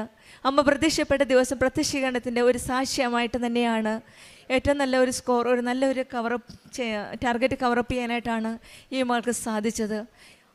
അന്നത്തെ ഡിസംബർ 7-ാം തീയതി തന്നെ കൂടുതൽ സ്റ്റാഫ് പരിശുദ്ധ അമ്മയെപ്പറ്റി അറിയാനും കൂടുതൽ വിശ്വസിക്കാനുമുള്ള ഒരു സാധ്യത ഒരുക്കി കൊടുക്കുകയായിരുന്നു ഈ മകളുടെ സാക്ഷ്യത്തിലൂടെ. നമ്മുടെ ജീവിതത്തിലും ഹൃദയം തകർന്നുവെന്ന് തോന്നുന്ന നിമിഷങ്ങളിൽ പരിശുദ്ധ അമ്മ നമ്മളെ കൈപിടിച്ച് ഈശോയിലേക്ക് തിരിയുമെന്ന് നമുക്ക് വിശ്വസിക്കാം. ഇവിടെയാണ് നമ്മുടെ മുറിവുകൾ ബന്ധിക്കപ്പെടുന്നതും ആത്മാവ് പുതുക്കപ്പെടുന്നതുമാണ് നമ്മുടെ ഉടമ്പടി ജീവിതം. നമുക്ക് നമ്മുടെ വിശ്വാസം കൈവിടാതെ വിശ്വസ്തയോടെ നമ്മുടെ ഉടമ്പടി ജീവിതം മുന്നോട്ട് നയിക്കാം. ലിജിക്കും കുടുംബത്തിനും ലഭിച്ച എല്ലാ അനുഗ്രഹങ്ങൾക്കും നമ്മൾക്ക് പ്രത്യക്ഷീകരണത്തിൻ്റെ സാക്ഷിയായി എന്നെ ഉയർത്തിയതിന് ഈശോയ്ക്കും കൃപാസന മാതാവിനും 1000 നന്ദി. എൻ്റെ പേര് ബിനീഷ് ജോസ്. ഞാൻ ഇടുക്കിയിലെ രാജമുടി ഇടവാംഗമാണ്. ഞാൻ ഇടുക്കിയിലെ തന്നെ ഒരു കോളേജിൽ അസിസ്റ്റൻറ്റ് പ്രൊഫസറായിട്ട് വർക്ക് ചെയ്യുകയാണ്. ഞാൻ ഇവിടെ സാക്ഷ്യം വരാൻ ഉണ്ടായ സാഹചര്യം 2018 ഞാൻ PhD ആരംഭിച്ചിരുന്നു. അതിനുശേഷം 6 വർഷത്തോളമായിട്ടും PhDക്ക് കാര്യമായ പുരോഗതിയൊന്നും ഉണ്ടായില്ല. 2024 ആയപ്പോഴേക്കും PhDക്ക് സബ്മിറ്റ് ചെയ്യാൻ വേണ്ടി ജേർണൽ പേപ്പറുകളാകണം. അതിൽ ഒരു ജേർണൽ പേപ്പർ മാത്രമേ 6 വർഷമായിട്ട് എനിക്ക് ആയുള്ളായിരുന്നു. അപ്പോൾ അതുകൊണ്ട് എനിക്കത് സബ്മിറ്റ് ചെയ്യാൻ സാധിച്ചില്ല. അപ്പോൾ ഞാൻ ഇൻറ്റൻസീവായിട്ട് അതിൽ വർക്ക് ചെയ്യാൻ വേണ്ടി 2024 നവംബറിൽ ലീവ് എടുക്കുവാൻ വേണ്ടി തീരുമാനിച്ചു. അപ്പോൾ ലീവ് എടുക്കുവാൻ വേണ്ടി തീരുമാനിച്ചപ്പോഴാണ് വൈഫ് പറഞ്ഞു, അങ്ങനെ ഇൻറ്റൻസീവായിട്ട് വർക്ക് ചെയ്യുമ്പോൾ മാതാവിൻ്റെ ഒരു അനുഗ്രഹം കൂടി ഉണ്ടെങ്കിൽ നന്നായിട്ട് അത് ചെയ്യാൻ പറ്റും. കൃപാസനത്തിൽ പോയി ഒരു ഉടമ്പടി എടുക്കുകയാണെങ്കിൽ മാതാവിൻ്റെ സഹായത്തോടുകൂടി സമയച്ചുരുക്കത്തിൽ അത് ചെയ്തു തീർക്കാൻ സാധിക്കുമെന്ന് വൈഫ് പറയുകയുണ്ടായി. അതിൻ്റെ വെളിച്ചത്തിൽ 2024 നവംബർ 7-ാം തീയതി ഞാൻ കൃപാസനത്തിൽ വരികയും ആദ്യമായി ഉടമ്പടി എടുക്കുകയും ചെയ്തു. അതിനുശേഷം ഞാൻ വർക്ക് കണ്ടിന്യൂ ചെയ്തു. അതോടൊപ്പം തന്നെ പ്രേക്ഷിത പ്രവർത്തനവും കാരുണ്യ പ്രവർത്തികളും ഒക്കെയായി മുന്നോട്ട് പോവുകയും ചെയ്തു. ജനുവരി 20-ാം തീയതി ഞാൻ ഒരു 10 ജേർണൽ പേപ്പറുകളിൽ സബ്മിറ്റ് ചെയ്തിട്ട് റിജക്റ്റ് ചെയ്ത ആ പേപ്പർ 2025 ജനുവരി 20-ാം തീയതി ഒരു ജേർണലിൽ സബ്മിറ്റ് ചെയ്യുകയും ആ സബ്മിറ്റ് ചെയ്ത് കുറേ നാളുകളായിട്ട് നടക്കാതിരുന്ന കാര്യം, 6 വർഷമായിട്ട് എനിക്ക് നടക്കാതിരുന്ന കാര്യം 2 മാസത്തിനുള്ളിൽ ആ ജേർണൽ പേപ്പറിൽ നിന്ന് അത് റിവിഷൻ വരികയും അത് റിവൈസ് ചെയ്ത് വീണ്ടും സബ്മിറ്റ് ചെയ്തതിന് ശേഷം 1 മാസത്തിനുള്ളിൽ അത് അക്സെപ്റ്റ് ചെയ്തു എന്ന് പറഞ്ഞുകൊണ്ടുള്ള മെയിൽ എനിക്ക് കിട്ടുകയും ചെയ്തു. അത് ഈ സമയച്ചൊരുക്കം 6 വർഷമായിട്ടും എനിക്ക് നടക്കാതിരുന്ന ഈ കാര്യം വെറും 3 മാസത്തിനുള്ളിൽ വളരെ ഹൈ ഇമ്പാക്റ്റ് ഫാക്ടറുള്ള ഒരു ജേർണലിൽ എനിക്ക് അക്സെപ്റ്റൻസ് കിട്ടിയത് അമ്മ മാതാവിൻ്റെയും ഈശോയുടെയും പ്രത്യേക അനുഗ്രഹം മൂലം സമയച്ചുരുക്കം മൂലവുമാണെന്നുള്ളത് സാക്ഷ്യം പറയാൻ വേണ്ടി ഞാൻ ആഗ്രഹിക്കുകയായിരുന്നു. അതിനുശേഷം PhDയിലേക്ക് പോകണമെങ്കിൽ ഒരുപാട് കാര്യങ്ങൾ വീണ്ടും ചെയ്യണം. പ്രീ PhD എന്ന് പറയുന്ന ഒരു പ്രോസസ്സ് ഉണ്ട്. ആ പ്രീ PhD എന്ന് പറയുന്ന പ്രോസസ്സിലേക്ക് പോകണമെങ്കിൽ ഗൈഡിൻ്റെ അനുവാദം കിട്ടണം. അപ്പോൾ ഈ ഒരു പേപ്പർ അക്സെപ്റ്റ് ചെയ്യുന്നത് മൂലം 6 വർഷമായിട്ട് എനിക്ക് അനുവദിക്കാതിരുന്ന ആ പ്രീ PhDയിലേക്കുള്ള അനുവാദം എനിക്ക് കിട്ടുകയും 2025 മെയ് 29-ാം തീയതി പ്രീ PhD നടത്താനുള്ള അനുവാദം കിട്ടുകയും അത് അമ്മ മാതാവിൻ്റെ അനുഗ്രഹത്താൽ വളരെ വിജയകരമായി പൂർത്തിയാക്കാനും സാധിച്ചു. അതിൻ്റെ പ്രസൻറ്റേഷനിലൊക്കെ എനിക്ക് ധൈര്യം തന്നത് അമ്മ മാതാവിൻ്റെ ഇവിടുന്ന് കിട്ടിയ ഉപ്പ് ആ പ്രസൻറ്റേഷൻ ഹാളിൽ വിതറുകയും അതിലൂടെ എനിക്ക് കിട്ടിയ ആ ധൈര്യം വളരെ വലുതായിരുന്നു. അതുവരെയും എനിക്ക് അതിലൊന്നും വിശ്വാസമില്ലായിരുന്നു. അതൊക്കെ അന്ധവിശ്വാസമാണെന്ന് പറഞ്ഞുകൊണ്ട് ഞാൻ പറയുമായിരുന്നു. പക്ഷേ ജോസഫ് അച്ഛൻ്റെ ഒരു ടോക്കിലൂടെ ഈ ഉപ്പ് വിതറുന്നതൊക്കെ വിശ്വാസത്തിൻ്റെ ഒരു പ്രയോഗമാണെന്ന് അച്ഛൻ പറഞ്ഞു തരികയും അതിലൂടെ ആ വിശ്വാസത്തിലേക്ക് എനിക്ക് ഉയരാനും സാധിച്ചു. അപ്പോൾ അതിലൂടെ പ്രസൻറ്റേഷൻ വളരെ ഭംഗിയായിട്ട് നടത്താൻ എനിക്ക് സാധിക്കുക, അതിൻ്റെ ധൈര്യം എനിക്ക് അതിൽ നിന്ന് ലഭിച്ചു. അതിനുശേഷം ഇതിൻ്റെ സിനോപ്സിസ് സബ്മിഷനും അതുപോലെ തന്നെ തീസിസ് സബ്മിഷനും ഒക്കെ ഒരു 2 മാസത്തിനുള്ളിൽ കംപ്ലീറ്റ് ചെയ്യാനും ജൂലൈ മാസം തീസിസ് സബ്മിറ്റ് ചെയ്യാനും സാധിച്ചു. അതിനുശേഷം ആ തീസിസ് ഇവാലുവേഷന് പോയി, 3 ഇവാലുവേറ്റേഴ്സിന് പോയി ഇവാലുവേഷൻ കഴിഞ്ഞ് തിരിച്ചു വരണം. അത് സാധാരണ 1 വർഷം വരെ എടുക്കുന്ന ഒരു പ്രോസസ്സാണ്. പക്ഷേ മാതാവിൻ്റെ അനുഗ്രഹത്താൽ വളരെ സമയ ചുരുക്കത്തിൽ 3 മാസം തൊട്ട് 4 മാസം വരെയുള്ള സമയം കൊണ്ട് അതിൻ്റെ എല്ലാ ഇവാലുവേഷനും കംപ്ലീറ്റ് ചെയ്ത് അത് റിപ്പോർട്ടുകൾ തിരിച്ചു വരാനും അതോടൊപ്പം തന്നെ ചെറിയൊരു കറക്ഷൻ ഉണ്ടായിരുന്നു. ആ കറക്ഷൻ ചെയ്ത് വീണ്ടും സബ്മിറ്റ് ചെയ്യാനുമുള്ള ഓർഡർ യൂണിവേഴ്സിറ്റിയിൽ നിന്ന് ലഭിക്കുകയുണ്ടായി. അതിനുശേഷം ഡിസംബർ 22-ാം തീയതിയോടുകൂടി എല്ലാ കറക്ഷൻസും വരുത്തി വീണ്ടും അത് സബ്മിറ്റ് ചെയ്ത് ഒരാഴ്ചയ്ക്കുള്ളിൽ തന്നെ ഓപ്പൺ ഡിഫൻസിൻ്റെ ഡേറ്റ് ആകുകയും ജനുവരി 16-ാം തീയതി ഓപ്പൺ ഡിഫൻസിൻ്റെ ഡേറ്റ് വരികയും ചെയ്തു. ഞാൻ ആദ്യത്തെ ഉടമ്പടി എടുത്തതിന് ശേഷം 1 വർഷത്തിനുള്ളിൽ ഈ PH ഈ ഓപ്പൺ ഡിഫൻസ് വരെയുള്ള കാര്യങ്ങൾ 6 വർഷമായിട്ട് നടക്കാതിരുന്ന കാര്യങ്ങൾ വെറും 1 വർഷം കൊണ്ട് അതിൻ്റെ എല്ലാ പ്രോസസ്സുകളും കംപ്ലീറ്റ് ചെയ്ത് ഓപ്പൺ ഡിഫൻസിലേക്ക് എത്തിച്ചേരുവാനുള്ള അനുഗ്രഹം അമ്മ മാതാവിൻ്റെയും തിരുക്കുമാരൻ്റെയും പ്രത്യേക അനുഗ്രഹമാണെന്നുള്ളത് ഞാൻ എല്ലാവരുടെയും വിശ്വാസത്തിലേക്കായി പറയാൻ ആഗ്രഹിക്കുകയാണ്. അതോടൊപ്പം തന്നെ കൃപാസനത്തെക്കുറിച്ച് ഞാനിവിടെ വരുമ്പോൾ വരുന്നതിന് മുമ്പ് എനിക്ക് വളരെ നെഗറ്റീവായിട്ടുള്ള ഒരു ആറ്റിറ്റ്യൂഡായിരുന്നു അതിനോടുണ്ടായിരുന്നത്. കാരണം സോഷ്യൽ മീഡിയയിൽ കൂടെയൊക്കെ അറിയാം, നമുക്ക് ഒരുപാട് നെഗറ്റീവ് ആയിട്ടുള്ള ന്യൂസുകളൊക്കെ ഇങ്ങനെ പോകുന്ന ഒരു സമയമുണ്ടായിരുന്നു. അപ്പോൾ അതിൽ നിന്നൊക്കെ മാറി ഇവിടെ വന്ന് ടോക്ക് കേട്ട് വളരെ വിശ്വാസത്തിൽ മുന്നോട്ട് പോകുവാൻ സാധിച്ചതിന് അമ്മ മാതാവിനോടും തിരുക്കുമാരനോടും ഉള്ള നന്ദി അറിയിക്കുന്നു. അതോടൊപ്പം തന്നെ സാക്ഷ്യം പറയാൻ എനിക്ക് വളരെ മടിയായിരുന്നു. കാരണം ഇങ്ങനെ നമ്മൾ ഈ കാര്യങ്ങളൊക്കെ പറയാൻ എങ്ങനെയാണെന്നുള്ളത് എനിക്ക് വളരെ ബുദ്ധിമുട്ടായിരുന്നു. അപ്പോഴാണ് അച്ഛൻ്റെ ഒരു ടോക്ക് കിട്ടുന്നത്. നിങ്ങളുടെ ഒരു സാക്ഷ്യത്തിലൂടെ അനേക കാര്യങ്ങൾക്ക് അത് പ്രത്യക്ഷീകരണത്തിൻ്റെ സാക്ഷിയാകാനുള്ള ഒരു മാർഗമാകുമെങ്കിൽ അത് ഒരിക്കലും ഡിലേ ചെയ്യരുത്, എത്രയും പെട്ടെന്ന് തന്നെ അത് ചെയ്യണമെന്നുള്ള ജോസഫ് അച്ഛൻ്റെ ഒരു ടോക്കിലൂടെയുള്ള ഒരു ബോധ്യം കിട്ടിയതിലൂടെയാണ് ഞാനിന്ന് ഇവിടെ വന്ന് ഈ സാക്ഷ്യം പറയാൻ ഇവിടെ ആയിരിക്കുന്നത്. അതോടൊപ്പം തന്നെ പ്രേക്ഷിത പ്രവർത്തനങ്ങൾ എനിക്ക് PhDയുടെയൊക്കെ ഇടയ്ക്ക് 100% ജെനുവിനായി എനിക്ക് ചെയ്യാൻ സാധിച്ചില്ല. പക്ഷേ എങ്കിലും വളരെ സിൻസിയറായിട്ട് എനിക്ക് അത് ചെയ്യാൻ സാധിച്ചു. മിക്കവാറും പള്ളിയിൽ കുർബാനയ്ക്ക് പോകാൻ പറ്റുമ്പോഴൊക്കെ പോകും. അതോടൊപ്പം തന്നെ പത്രം കൊടുക്കാൻ എനിക്ക് വളരെ മടിയായിരുന്നു. കാരണം നമ്മളെ ഇടവപ്പള്ളിയിലൊക്കെ നമ്മളെ അറിയുന്നവർക്ക് പത്രം കൊടുക്കുമ്പോൾ അവരുടെ ആറ്റിറ്റ്യൂഡും റിജക്ഷനും ഒക്കെ നമുക്ക് അറിയാവുന്നതാണ്. അപ്പോൾ അങ്ങനെയൊരു ഇതിൽ കുറച്ച് നമ്മൾ താഴണം. ആ താഴാനുള്ള ഒരു മൈൻഡ് എനിക്കില്ലായിരുന്നു ആദ്യം. പക്ഷേ അതൊക്കെ എനിക്ക് അമ്മ മാതാവിൻ്റെയും തിരുക്കുമാരൻ്റെയും സഹായത്തോടുകൂടി അങ്ങനെ താഴ്മയോടുകൂടി അത് കൊടുക്കുവാനും അവർ റിജക്റ്റ് ചെയ്യുവാണെങ്കിൽ അതിനെ വളരെ ധൈര്യപൂർവ്വം ഫേസ് ചെയ്യുവാനൊക്കെയുള്ള ഒരു ധൈര്യം ലഭിച്ചു. അതോടൊപ്പം തന്നെ പ്രേക്ഷിത പ്രവർത്തനങ്ങളിൽ അങ്ങനെ മുഴുകി. അതുപോലെ കാരുണ്യ പ്രവർത്തികളിൽ ഞാൻ കോട്ടയത്ത് യൂണിവേഴ്സിറ്റിയിൽ ഇൻറ്റൻസീവായിട്ട് വന്നപ്പോൾ അവിടെ മെഡിക്കൽ കോളേജിൽ പോവുകയും അവിടുത്തെ രോഗികളെയൊക്കെ കാണുകയും അതോടൊപ്പം തന്നെ അവിടെ ആശ്രയ എന്ന് പറയുന്ന ഒരു ട്രസ്റ്റുണ്ട്. അവിടെ രോഗികളെ പോയി കാണുകയും അവരെ ആശ്വസിപ്പിക്കുകയും അവർക്ക് വേണ്ട വസ്ത്രങ്ങളും അതോടൊപ്പം തന്നെ ഫുഡിനുള്ള പൈസയൊക്കെ കൊടുക്കുകയൊക്കെ ചെയ്തു. അതോടൊപ്പം തന്നെ ഞങ്ങളുടെ നാട്ടിലുള്ള സ്നേഹ മന്ദിരം എന്ന് പറയുന്ന സ്ഥലമുണ്ട്. അവിടെ പോയി ഈ അനാഥരായ കുട്ടികളെ ഒക്കെ പഠിപ്പിക്കാൻ വേണ്ടി സഹായിക്കാൻ വേണ്ടി ധനസഹായം നൽകുകയും അങ്ങനെ എന്നാലാകുന്ന വിധം അത് നടത്തുകയും ചെയ്തു.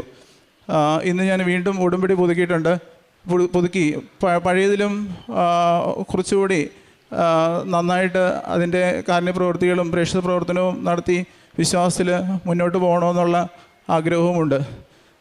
ഇത്രയും ഈ ഒരു PhDയുടെ സാക്ഷ്യത്തിലൂടെ അമ്മ മാതാവും തിരുക്കുമാരനും എനിക്ക് തന്ന ഈ അനുഗ്രഹങ്ങൾ നന്ദിയോടെ ഓർത്തുകൊണ്ട് ഞാൻ നിർത്തുന്നു.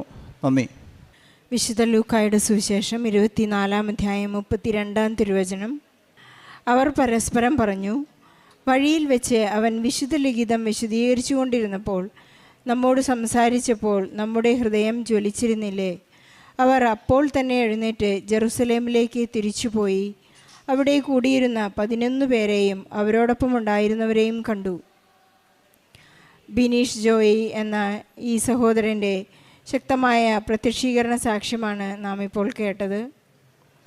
ഒരു അസിസ്റ്റൻ്റ് പ്രൊഫസറായി ജോലി ചെയ്യുന്ന ഈ മകനെ 6 വർഷമായിട്ട് PhD എടുക്കുമ്പോഴുണ്ടായ ഒരു പ്രതിസന്ധി കാലഘട്ടത്തിൽ കൂടി കടന്നുപോയപ്പോൾ ഉടമ്പടിയെടുത്ത ആ നിമിഷം മുതലുണ്ടായ പരിശുദ്ധ അമ്മയുടെ ഇടപെടലിനെയും തിരുക്കുമാരൻ്റെ വലിയ കൃപയുടെയും അനുഗ്രഹത്തിൻ്റെയും ഒരു കഥയാണ്, ഒരു വലിയ സംഭവമാണ്, അനുഭവ സാക്ഷ്യമാണ് ഈ മകനോട് ഏറ്റുപറഞ്ഞത്. മകൻ 6 വർഷമായിട്ട് വളരെ ബുദ്ധിമുട്ടിയിട്ടായിരുന്നു അദ്ദേഹത്തിൻ്റെ ഫസ്റ്റ് ജേണൽ സബ്മിറ്റ് ചെയ്തത്. എന്നാൽ തന്നെയും അത് ആക്സെപ്റ്റ് ചെയ്യാനായിട്ട് വളരെയധികം സമയമെടുത്തു. അപ്പോഴാണ് ജീവിത പങ്കാളി മകനോട് പറഞ്ഞത്, നമുക്ക് അവിടെ പോയി ഒന്ന് ഉടമ്പടി എടുക്കാം.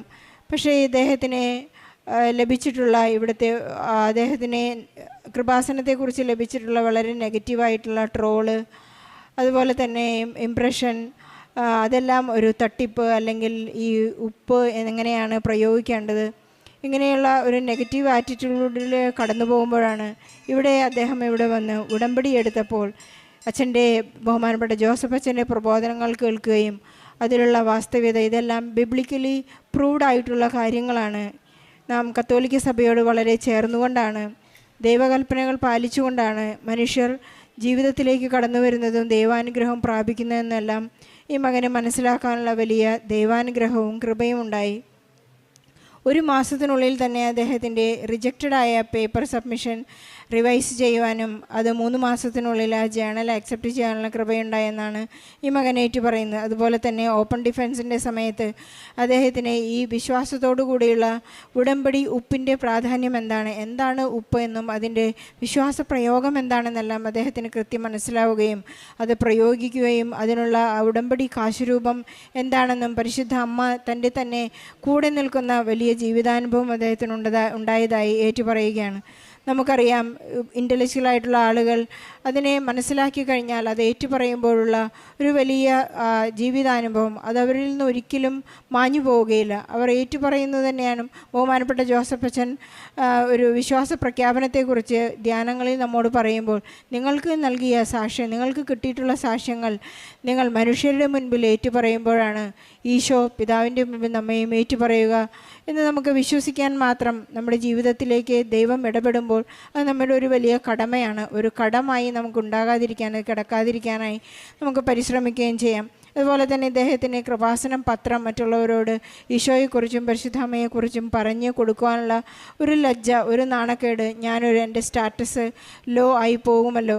പക്ഷേ അവിടെ അദ്ദേഹം പരിശുദ്ധ അമ്മയെ പോലെ ഇതാ കർത്താവിൻ്റെ ദാസി എന്ന് പറയുവാനും അങ്ങയുടെ ദാസിയെ അവിടെ നിന്ന് തൃക്കൺ പാർത്തു, ദൈവം എനിക്ക് ശക്തനായവൻ എനിക്ക് വലിയ കാര്യങ്ങൾ ചെയ്തു തന്നിരിക്കുന്നു എന്നെല്ലാം ഓർത്ത് വചനത്തിൽ അധിഷ്ഠിതമായി അദ്ദേഹത്തിന് ജീവിക്കാനെല്ലാം സാധിച്ചപ്പോഴാണ് പരിശുദ്ധ അമ്മ ഒരിക്കലും തൻ്റെ ജീവിതത്തെക്കുറിച്ച് ഞാനൊരു ദാവീദിൻ്റെ വംശത്തിൽപ്പെട്ടവളാണ്, അല്ലെങ്കിൽ ഞാൻ യൂദാ കുടുംബത്തിലെ കുലത്തിൽപ്പെട്ടതാണെന്നൊന്നും ഒരിക്കലും പരിശുദ്ധ അമ്മ പറഞ്ഞിട്ടില്ല.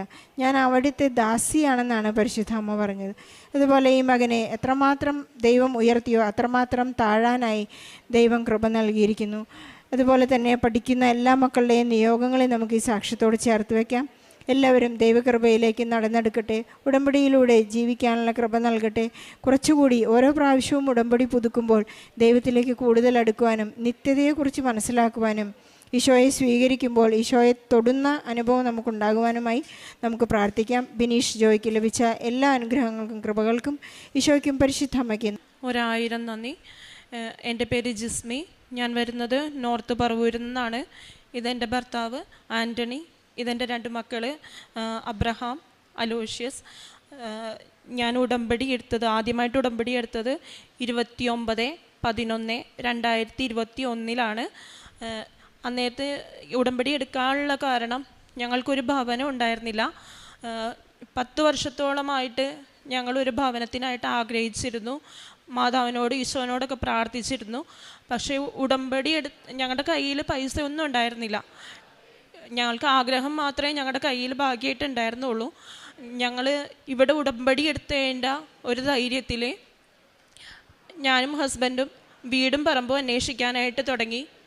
വീടും പറമ്പും മാതാവിനോട് ദിവസവും പ്രാർത്ഥിക്കും. പ്രത്യക്ഷീകരണ പ്രാർത്ഥനയും വൈകുന്നേരത്തെ സായാഹ്ന പ്രാർത്ഥനയൊക്കെ ചൊല്ലി പ്രാർത്ഥിക്കുമായിരുന്നു. ഞങ്ങൾക്കൊരു ഭവനം കണ്ട് ഇഷ്ടപ്പെട്ട് ഞങ്ങൾ അതിന് വാങ്ങിക്കാനായിട്ട് ലോണിന് അപ്ലൈ ചെയ്ത്, അപ്പോൾ അനിയൻ ഞങ്ങളെ സഹായിക്കാമെന്ന് പറഞ്ഞു. ഞങ്ങളത് വാങ്ങിക്കാനായിട്ട് നോക്കിയപ്പോൾ മുഴുവൻ തടസ്സങ്ങളായിരുന്നു. ലോണിന് അപ്ലൈ ചെയ്തിട്ട് ഞങ്ങൾക്കതൊന്നും കിട്ടുന്നുണ്ടായിരുന്നില്ല. എപ്പോഴും ലോണിന് വേണ്ടിയിട്ട് ബാങ്കിൽ പോകുമ്പോൾ മാതാവിൻ്റെ കാശ് രൂപം കയ്യിലെടുത്താണ് ഞാൻ പോയിക്കൊണ്ടിരുന്നത്. അവിടെ ഇരുന്ന് വിശ്വാസ പ്രമാണം ചൊല്ലിയും പ്രത്യക്ഷീകരണ പ്രാർത്ഥന ചൊല്ലിയും ഒക്കെ ചെയ്തിരുന്നു. തടസ്സങ്ങൾ പറയാൻ നേരത്തെല്ലാം മാതാവിൻ്റെ കാശ് രൂപം ഞാൻ മുറുക്കി പിടിച്ച് പ്രത്യക്ഷീകരണ പ്രാർത്ഥനയും വിശ്വാസ പ്രമാണവും ചൊല്ലിക്കൊണ്ടിരുന്നു. ഞങ്ങളുടെ ലോൺ, ഹസ്ബൻഡിൻ്റെ പേരിലെടുത്ത ലോൺ, അത് സാങ്ഷനായി കിട്ടി. പിന്നെ അനിയൻ്റെ പേരിലുള്ള ലോൺ സാങ്ഷൻ ആവാനായിട്ട് ടൈം എടുത്തു. ഇതിൻ്റെ ഇടയിൽ കരാറ് നടന്ന് ലാസ്റ്റ് ഡേറ്റ് ആയിട്ടും ഞങ്ങളുടെ ലോൺ സാങ്ഷനായിട്ട് അനിയൻ്റെ ലോൺ സാങ്ഷൻ ആവുന്നുണ്ടായിരുന്നില്ല. അവിടെ ഇരുന്ന് കണ്ണീരിട്ട് ഞാൻ മാതാവിനോട് പ്രത്യക്ഷീകരണ പ്രാർത്ഥനയും വിശ്വാസ പ്രമാണവും ചൊല്ലി ഉടമ്പടി കാശ് രൂപം മുറുകെ പിടിച്ച് പ്രാർത്ഥിച്ചു. അത്ഭുതം എന്നേ എനിക്ക് പറയാനുള്ളൂ. അനിയൻ്റെ ലോൺ സാങ്ഷനായി. പക്ഷേ അന്ന് ഞങ്ങളുടെ തീരെ നടക്കേണ്ട ദിവസമായിരുന്നു. അന്ന് ഞങ്ങളോട് തലേ ദിവസം വിളിച്ച് ഉടമസ്ഥൻ പറഞ്ഞ് തീരെ നടക്കേണ്ട ദിവസം നടന്നില്ല എന്നുണ്ടെങ്കിൽ ഞങ്ങൾ ഇതിൽ നിന്ന് ഒഴിവാകുമെന്ന് പറഞ്ഞു. അനിയൻ്റെ ലോൺ സാങ്ഷനായ അന്ന് ഞങ്ങളുടെ ലോണിൻ്റെ ഡേറ്റ് തീർന്നു. അവിടെ ഇരുന്ന് ഞാൻ മാതാവിനോട്, എൻ്റെ മാതാവേ, ഞങ്ങൾ എന്ത് ചെയ്യും? ഞങ്ങളുടെ ലോണിൻ്റെ ഡേറ്റ് തീർന്ന്, ഞങ്ങൾ ഇതിനു മുന്നേ ഇവരോട് പറഞ്ഞിട്ട് ഒന്നും റെഡി ആവുന്നില്ലല്ലോ എന്ന് പറഞ്ഞ് പ്രാർത്ഥിച്ചു. എന്തോ മാതാവിൻ്റെ ഒരു അത്ഭുതം തന്നെ അവിടെ നടന്നു. കുറച്ച് നേരം കഴിഞ്ഞ് ഒരു സ്റ്റാഫ് വന്ന് എന്നോട് പറയാണ്, ചീഫ് മാനേജർ വിളിച്ചു, നിങ്ങൾ വിഷമിക്കണ്ട, ഞങ്ങൾക്ക് നിങ്ങളുടെ ലോൺ ഇനി ഒരു പേപ്പറും ആവശ്യമില്ല, ഞങ്ങൾ സാങ്ഷനാക്കി തരാം എന്ന് പറഞ്ഞ് വിളിച്ച് ഞങ്ങൾക്ക് അനിയൻ്റെയും ഹസ്ബൻഡിൻ്റെയും പേരിലുള്ള ലോൺ ഞങ്ങൾക്ക് സാങ്ഷനാക്കി തന്നു. തിരിച്ച് ഞാൻ വരുന്ന വഴിയിൽ ഞങ്ങളുടെ ബ്രാഞ്ചിൽ, പറവൂര് ബ്രാഞ്ചിൽ കയറി അവിടെ മാനേജറിനോട് ഈ സംഭവം പറഞ്ഞു കഴിഞ്ഞപ്പോൾ ആ മനുഷ്യൻ എന്നോട് ചോദിച്ചത്, ഇതേത് മാനേജർ, എനിക്കറിയില്ലല്ലോ എന്നാണ് പറഞ്ഞത്. അപ്പം ഞാൻ ഉറച്ചു വിശ്വസിച്ചു ഇതെനിക്ക് മാതാവായിട്ട് തന്നെ റെഡിയാക്കി തന്നതാണ് എന്ന്. അതിന് ഞാൻ 1000 നന്ദി മാതാവിനോട് പറയുന്നു. എനിക്ക് അടുത്തൊരു സാക്ഷ്യം കൂടി പറയാനുണ്ട്. CRZൽ ഞങ്ങൾക്കൊരു ഭൂമി ഉണ്ടായിരുന്നു. അത് ഞങ്ങൾക്ക് വിൽക്കാനും ഞങ്ങൾക്ക് അവിടെ വീട് വയ്ക്കാനും സാധിക്കുന്നുണ്ടായിരുന്നില്ല. ഉടമ്പടി എടുത്തപ്പോൾ കിട്ടിയ ഉപ്പ്, നേർച്ച വസ്തുവായ ഉപ്പ് പറമ്പിൻ്റെ 4 അതിരിലും കൊണ്ടുപോയി ഞാൻ അവിടെ വിശ്വാസ പ്രമാണം ചൊല്ലി കുഴിച്ചിട്ടിട്ടുണ്ടായിരുന്നു. പറമ്പിൻ്റെ നടുക്ക് ഞാൻ ഇവിടുന്ന് കിട്ടിയ ഒരു കാശ് രൂപവും കൊണ്ടുപോയി വിശ്വാസ പ്രമാണവും പ്രത്യക്ഷീകരണ പ്രാർത്ഥനയും ചൊല്ലി കുഴിച്ചിട്ടിട്ടുണ്ടായിരുന്നു. കുറച്ച് നാളുകൾക്ക് ശേഷം ഞാനൊരു ദിവസം ഈ ലോണൊക്കെ എടുക്കണതിൻ്റെ സമയത്ത് ഞാൻ പെട്ടെന്ന് രാത്രി ഞെട്ടി എണീറ്റ് ഞാൻ മാതാവിനോട് പറയാണ്, എൻ്റെ മാതാവേ, ഞങ്ങൾ ലക്ഷങ്ങൾ ലോൺ എടുക്കാൻ പോവുകയാണ്, ഹസ്ബൻഡിൻ്റെ ഒരാളുടെ വരുമാനമുള്ളൂ, ഞാൻ എന്ത് ചെയ്യും ഈ ലോൺ ഒന്ന് വീട്ടി തീർക്കാനായിട്ട് എന്ന് പറഞ്ഞ് കണ്ണീരിട്ട് പ്രാർത്ഥിച്ച് പിറ്റേ ദിവസം തന്നെ ഒരു ബ്രോക്കർ എന്നെ വിളിച്ചിട്ട് പറഞ്ഞ്, നിങ്ങളുടെ പറമ്പ് വിൽക്കുന്നുണ്ടോ, ഞാൻ ഒരാളെ കൊണ്ടുവരട്ടെ എന്ന് ചോദിക്കുകയാണ്. ഞാൻ പറഞ്ഞു, കൊണ്ടുവന്ന് കാണിച്ചോ. അപ്പോഴും എനിക്ക് വലിയ വിശ്വാസമൊന്നുമില്ല, അയാൾ വാങ്ങിക്കും എന്നുള്ളൊരു വിശ്വാസമൊന്നുമില്ല. എന്ന് വെച്ചാൽ പലരും അവിടെ വന്നു പോകുന്നതാണ്. അപ്പോൾ ഞാൻ പറഞ്ഞു, കൊണ്ടുവന്ന് കാണിച്ചോ എന്ന് പറഞ്ഞു. പക്ഷെ എന്നാലും അങ്ങനെ പറയുമ്പോഴും ഞാൻ മാതാവിനോട് പറയുമായിരുന്നു, മാതാവേ, അതൊന്ന് വിറ്റ് പോയിട്ടുണ്ടെങ്കിൽ ഞാൻ ഇന്നലെ പറഞ്ഞല്ലേ ഉള്ളൂ, എനിക്ക് ഇത് ലോണിലൊന്നും അടക്കാനായിട്ടൊരു വഴി കാണിച്ചു തന്നേച്ചെങ്കിൽ നിന്ന്. അങ്ങനെ ആ കൊണ്ടുവന്ന മനുഷ്യൻ തന്നെ ഞങ്ങൾ പറഞ്ഞ റേറ്റിന് ആ പറമ്പ് എടുക്കാമെന്ന് പറഞ്ഞ് അയാൾ സമ്മതിച്ച് ഞങ്ങൾക്ക് നേർച്ച വസ്തുക്കൾ ഉപയോഗിച്ചതിൻ്റെ ഫലമായിട്ട് മാത്രമാണ് ആ പറമ്പ് വിറ്റുപോയത്. 14 വർഷത്തിൽ കൂടുതലായിട്ട് ഒന്നും ചെയ്യാൻ പറ്റാതെ കിടന്നേച്ച പറമ്പാണ് ഇവിടെ വന്ന് ഉടമ്പടി എടുത്ത് നേർച്ച വസ്തുക്കൾ ഉപയോഗിച്ചതിൻ്റെ ഫലമായിട്ട് ഞങ്ങൾക്ക് വിറ്റുപോയത്. ഈ 2 കാര്യത്തിനും ഇതിൽ കൂടുതൽ മാതാവ് കുഞ്ഞു കാര്യമായാലും വലിയ കാര്യമായാലും എനിക്കും എൻ്റെ കുടുംബത്തിനും 1000 അനുഗ്രഹങ്ങൾ ചെയ്തിട്ടുണ്ട്. ഇതിനെല്ലാത്തിനുമായിട്ട് മാതാവിനോടും ഈശോയോടും ഞാൻ 1000 നന്ദി പറയുന്നു. ഞാൻ കാരുണ്യപ്രവൃത്തിയായിട്ട് ഗവൺമെൻറ് ഹോസ്പിറ്റലുകളിൽ എൻ്റെ അടുത്ത് ഉള്ളതുപോലെ ആഴ്ചയിൽ 1 ഊണോ അല്ലെങ്കിൽ 2 ഊണോ ഒക്കെ ആയിട്ട് ഞാൻ വാങ്ങിച്ചു കൊടുക്കുമായിരുന്നു. പാവപ്പെട്ട ആൾക്കാരെ സഹായിക്കുമായിരുന്നു. പിന്നെ ഇവിടുന്ന് പ്രേക്ഷിത വേലയായിട്ട് ഇവിടുത്തെ പത്രം ജാതി മതം ഒന്നും നോക്കാതെ എല്ലാവർക്കും ഞാൻ കൊടുക്കുമായിരുന്നു. എൻ്റെ ഈ നിയോഗങ്ങൾ ഞാൻ മാതാവിന് സമർപ്പിച്ച സമയത്ത് ഞാൻ ദിവസവും ഇരിക്കുമ്പോഴും നിൽക്കുമ്പോഴും എല്ലാം ഞാൻ മാതാവിനോട്, ഞാൻ നിനക്ക് മുൻപേ പോയി മലകൾ നിരപ്പാക്കുകയും പിച്ചളവാതിലുകൾ തകർക്കുകയും ഇരുമ്പോടാമ്പലുകൾ ഒടുക്കുകയും ചെയ്യും. നിന്നെ പേര് ചൊല്ലി വിളിക്കുന്ന ഇസ്രായേലിൻ്റെ കർത്താവായ ദൈവം ഞാനാണെന്ന് നീ അറിയേണ്ടതിന് അന്ധകാരത്തിലെ നിധികളും രഹസ്യധനശേഖരവും ഞാൻ നിനക്ക് തരും എന്ന വചനം എല്ലായ്പ്പോഴും എൻ്റെ നാവിൽ ഉരുവിട്ടുകൊണ്ടിരുന്നു. ഇന്ന് ഈ മക്കളെയും ഞാൻ ആ വചനം എന്ത് പ്രതിസന്ധിയിലും അവരോട് ചൊല്ലാൻ പറഞ്ഞ് അവരെ പഠിപ്പിച്ചേക്കാണ്. ഈശോയ്ക്കും മാതാവിനും 1000 നന്ദി. 56-ാം സങ്കീർത്തനം 8-ാം തിരുവചനം. അവിടുന്ന് എൻ്റെ അലച്ചിലുകൾ എണ്ണിയിട്ടുണ്ട്, എൻ്റെ കണ്ണീർ കണങ്ങൾ അങ്ങ് കുപ്പിയിൽ ശേഖരിച്ചിട്ടുണ്ട്, അവ അങ്ങയുടെ ഗ്രന്ഥത്തിലുണ്ടല്ലോ. ജിസ്മിയും കുടുംബവും അവരുടെ പ്രത്യക്ഷീകരണ സാക്ഷ്യം ഈ അൾത്താരയിൽ ഏറ്റുപറയുന്നത് അവരുടെ ജീവിതത്തിലുണ്ടായിട്ടുള്ള പരിശുദ്ധാമ്മ അവർക്ക് വേണ്ടി മധ്യസ്ഥം വഹിച്ച് അവരുടെ ജീവിതത്തിലെ വലിയ സ്വപ്നം പൂവണിഞ്ഞതിനെക്കുറിച്ചാണ് അവർ ഏറ്റുപറയുന്നത്. വീട് എന്ന സ്വപ്നവും ഉടമ്പടി പത്രവും മാത്രമാണ് അവർക്കുള്ള ആകെയുള്ള ആസ്തി. അവർ ആഗ്രഹിച്ചതിൽ, അവർ ചിന്തിച്ചതിലപ്പുറം പരിശുദ്ധമ്മയുടെ മാധ്യസ്ഥവും സഹായവും ഈശോയിൽ നിന്ന് അവർക്ക് ലഭിച്ചു എന്ന് ഏറ്റുപറയുന്നു. വീടെന്ന സ്വപ്നത്തിൽ നിന്ന് അത് പ്രാവർത്തികമാകാൻ, അതൊരു വീടായി മാറാൻ ഈശോ കനിഞ്ഞിറങ്ങിയ ഒരു വലിയ സാക്ഷ്യമാണിത്. വീട് പണിയുന്നതിന് വേണ്ടി ലോൺ പാസ്സാകേണ്ടിയിരുന്ന അവസരങ്ങളിലെല്ലാം ഈ അമ്മ നേർച്ച വസ്തുക്കൾ ഉപയോഗിച്ചുകൊണ്ടാണ് പരിശുദ്ധ അമ്മയുടെ സാമീപ്യം അറിയിക്കുകയും അമ്മ മാത്രമേ എനിക്കിനി ജീവിതത്തിൽ ഇതിൽ സഹായിക്കാനായി സാധിക്കുകയുള്ളൂ എന്നുള്ള വലിയ ദൃഢ വിശ്വാസത്തോടും ശരണത്തോടും കൂടിയാണ് ഓരോ സമയത്തും ബാങ്കിലും ഓഫീസുകളിലും കയറിയിറങ്ങിയത്. അതുപോലെ തന്നെ ആ സ്വപ്നം അവർക്ക് യാഥാർത്ഥ്യമാവുകയും ചെയ്തു. ഒരു വീട് എല്ലാവരും സ്വപ്നം കാണുന്ന ഒന്നാണ്. നമുക്ക് വീടില്ലെങ്കിൽ, വീട് എന്നുള്ള ഒരു വലിയ സ്വപ്നം നമുക്ക് ഈശോ നൽകുന്നത് തന്നെ ഒരു വലിയ സന്തോഷത്തിൻ്റെയും ആശ്വാസത്തിൻ്റെയും, നമുക്ക് എത്തിപ്പിടിക്കാൻ സാധിക്കാത്ത കാര്യങ്ങൾ, നമ്മുടെ മെറിറ്റിലില്ലാത്ത കാര്യങ്ങൾ, നമ്മൾ 0 പോയിൻറ്റിൽ നിൽക്കുമ്പോൾ 5 പൈസ പോലും കയ്യിലില്ലാത്ത സമയത്ത് ഒരു വീട് എനിക്ക് സ്വപ്നം കാണാൻ സാധിക്കുമോ എന്നുള്ളതിന് ഉത്തരമാണ് ഉടമ്പടി. അതിനായിട്ട് നമുക്ക് ഒന്ന് മാത്രമേ ചെയ്യാനുള്ളൂ. നമ്മുടെ ഈ ചൊല്ലുന്ന പ്രാർത്ഥനാ രീതിയിൽ നിന്ന് നമുക്ക് ചെയ്യുന്ന പ്രവർത്തന രീതിയിലേക്ക്, പ്രാർത്ഥനാ രീതിയിലേക്ക് മാറേണ്ട ഒരു വഴിത്തിരിവ് മാത്രമാണ് ഉടമ്പടി പ്രാർത്ഥനയിലൂടെ നമുക്ക് ചെയ്യാനുള്ളത്. ചൊല്ലുന്ന പ്രാർത്ഥന ശരീരത്തിന് ആവശ്യമായ ശ്വാസോച്ഛ്വാസവും അതുപോലെ തന്നെ ചെയ്യുന്ന പ്രാർത്ഥന ശരീരത്തിന് ആവശ്യമായ ഊർജവും നൽകുന്നു എന്നാണ് ഇന്ന് ബഹുമാനപ്പെട്ട ജോസഫ് അച്ഛൻ ഇന്നത്തെ ദിവ്യബലിയിൽ നമ്മെ ഓർമ്മിപ്പിച്ചത്. നമ്മുടെ ശ്വാസോച്ഛ്വാസത്തിനോടൊപ്പം തന്നെ നമ്മുടെ ശരീരത്തിന് ഊർജം നൽകേണ്ടതുപോലെ പരിശുദ്ധ അമ്മ നമുക്ക് സമയാസമയങ്ങളിൽ നൽകിക്കൊണ്ടിരിക്കുന്ന ദർശനങ്ങളും മാതാവിൻ്റെ പരിശുദ്ധ അമ്മയുടെ സാമീപ്യവുമെല്ലാം നമ്മുടെ ഉടമ്പടി വളരെ ഊർജ്ജസ്വലമാക്കാനും വളരെ ഊർജ്ജസ്വലമായി നമുക്ക് മുന്നോട്ട് പോകുവാനും, ഇവിടെ ജിസ്മി പറഞ്ഞതുപോലെ എൻ്റെ എല്ലാ ഓടാമ്പലും തച്ചുടയ്ക്കുവാനും എനിക്ക് മുമ്പേ നടക്കുന്ന ഒരു ദൈവത്തെ കാണുവാനും അതിൽ വിശ്വസിക്കുവാനുള്ള ഒരു സൗഭാഗ്യം കൂടിയാണ് ഉടമ്പടി നമുക്ക് പ്രദാനം ചെയ്യുന്നത്. പരിശുദ്ധ അമ്മ നമുക്ക് വേണ്ടി ചെയ്യുന്ന എല്ലാ കാര്യങ്ങൾക്കും നമുക്ക് നന്ദി പറയുന്നതോടൊപ്പം നമ്മൾ ചെയ്യുന്ന കാര്യങ്ങൾ കൊണ്ട് ദൈവത്തിന് എന്ത് പ്രയോജനം എന്നുകൂടി നാം ഓർത്തെടുക്കേണ്ട ഒരവസ്ഥയുണ്ട്. അവിടുത്തെ നാമം മഹത്വപ്പെടാൻ വേണ്ടി നാം എന്ത് ചെയ്തു എന്നുള്ള ഉത്തരമാണ് നമ്മുടെ ഉടമ്പടി ജീവിതത്തിൻ്റെ അവസാനത്തിൽ നാം നിത്യതയിലേക്ക് എത്തുന്ന സമയങ്ങളിൽ നമുക്ക് ഉത്തരം കൊടുക്കാനുള്ളത്, നമുക്കെപ്പോഴും ആ ഒരു ആന്തരിക വിശുദ്ധിക്കായിട്ട് പ്രാർത്ഥിക്കാം.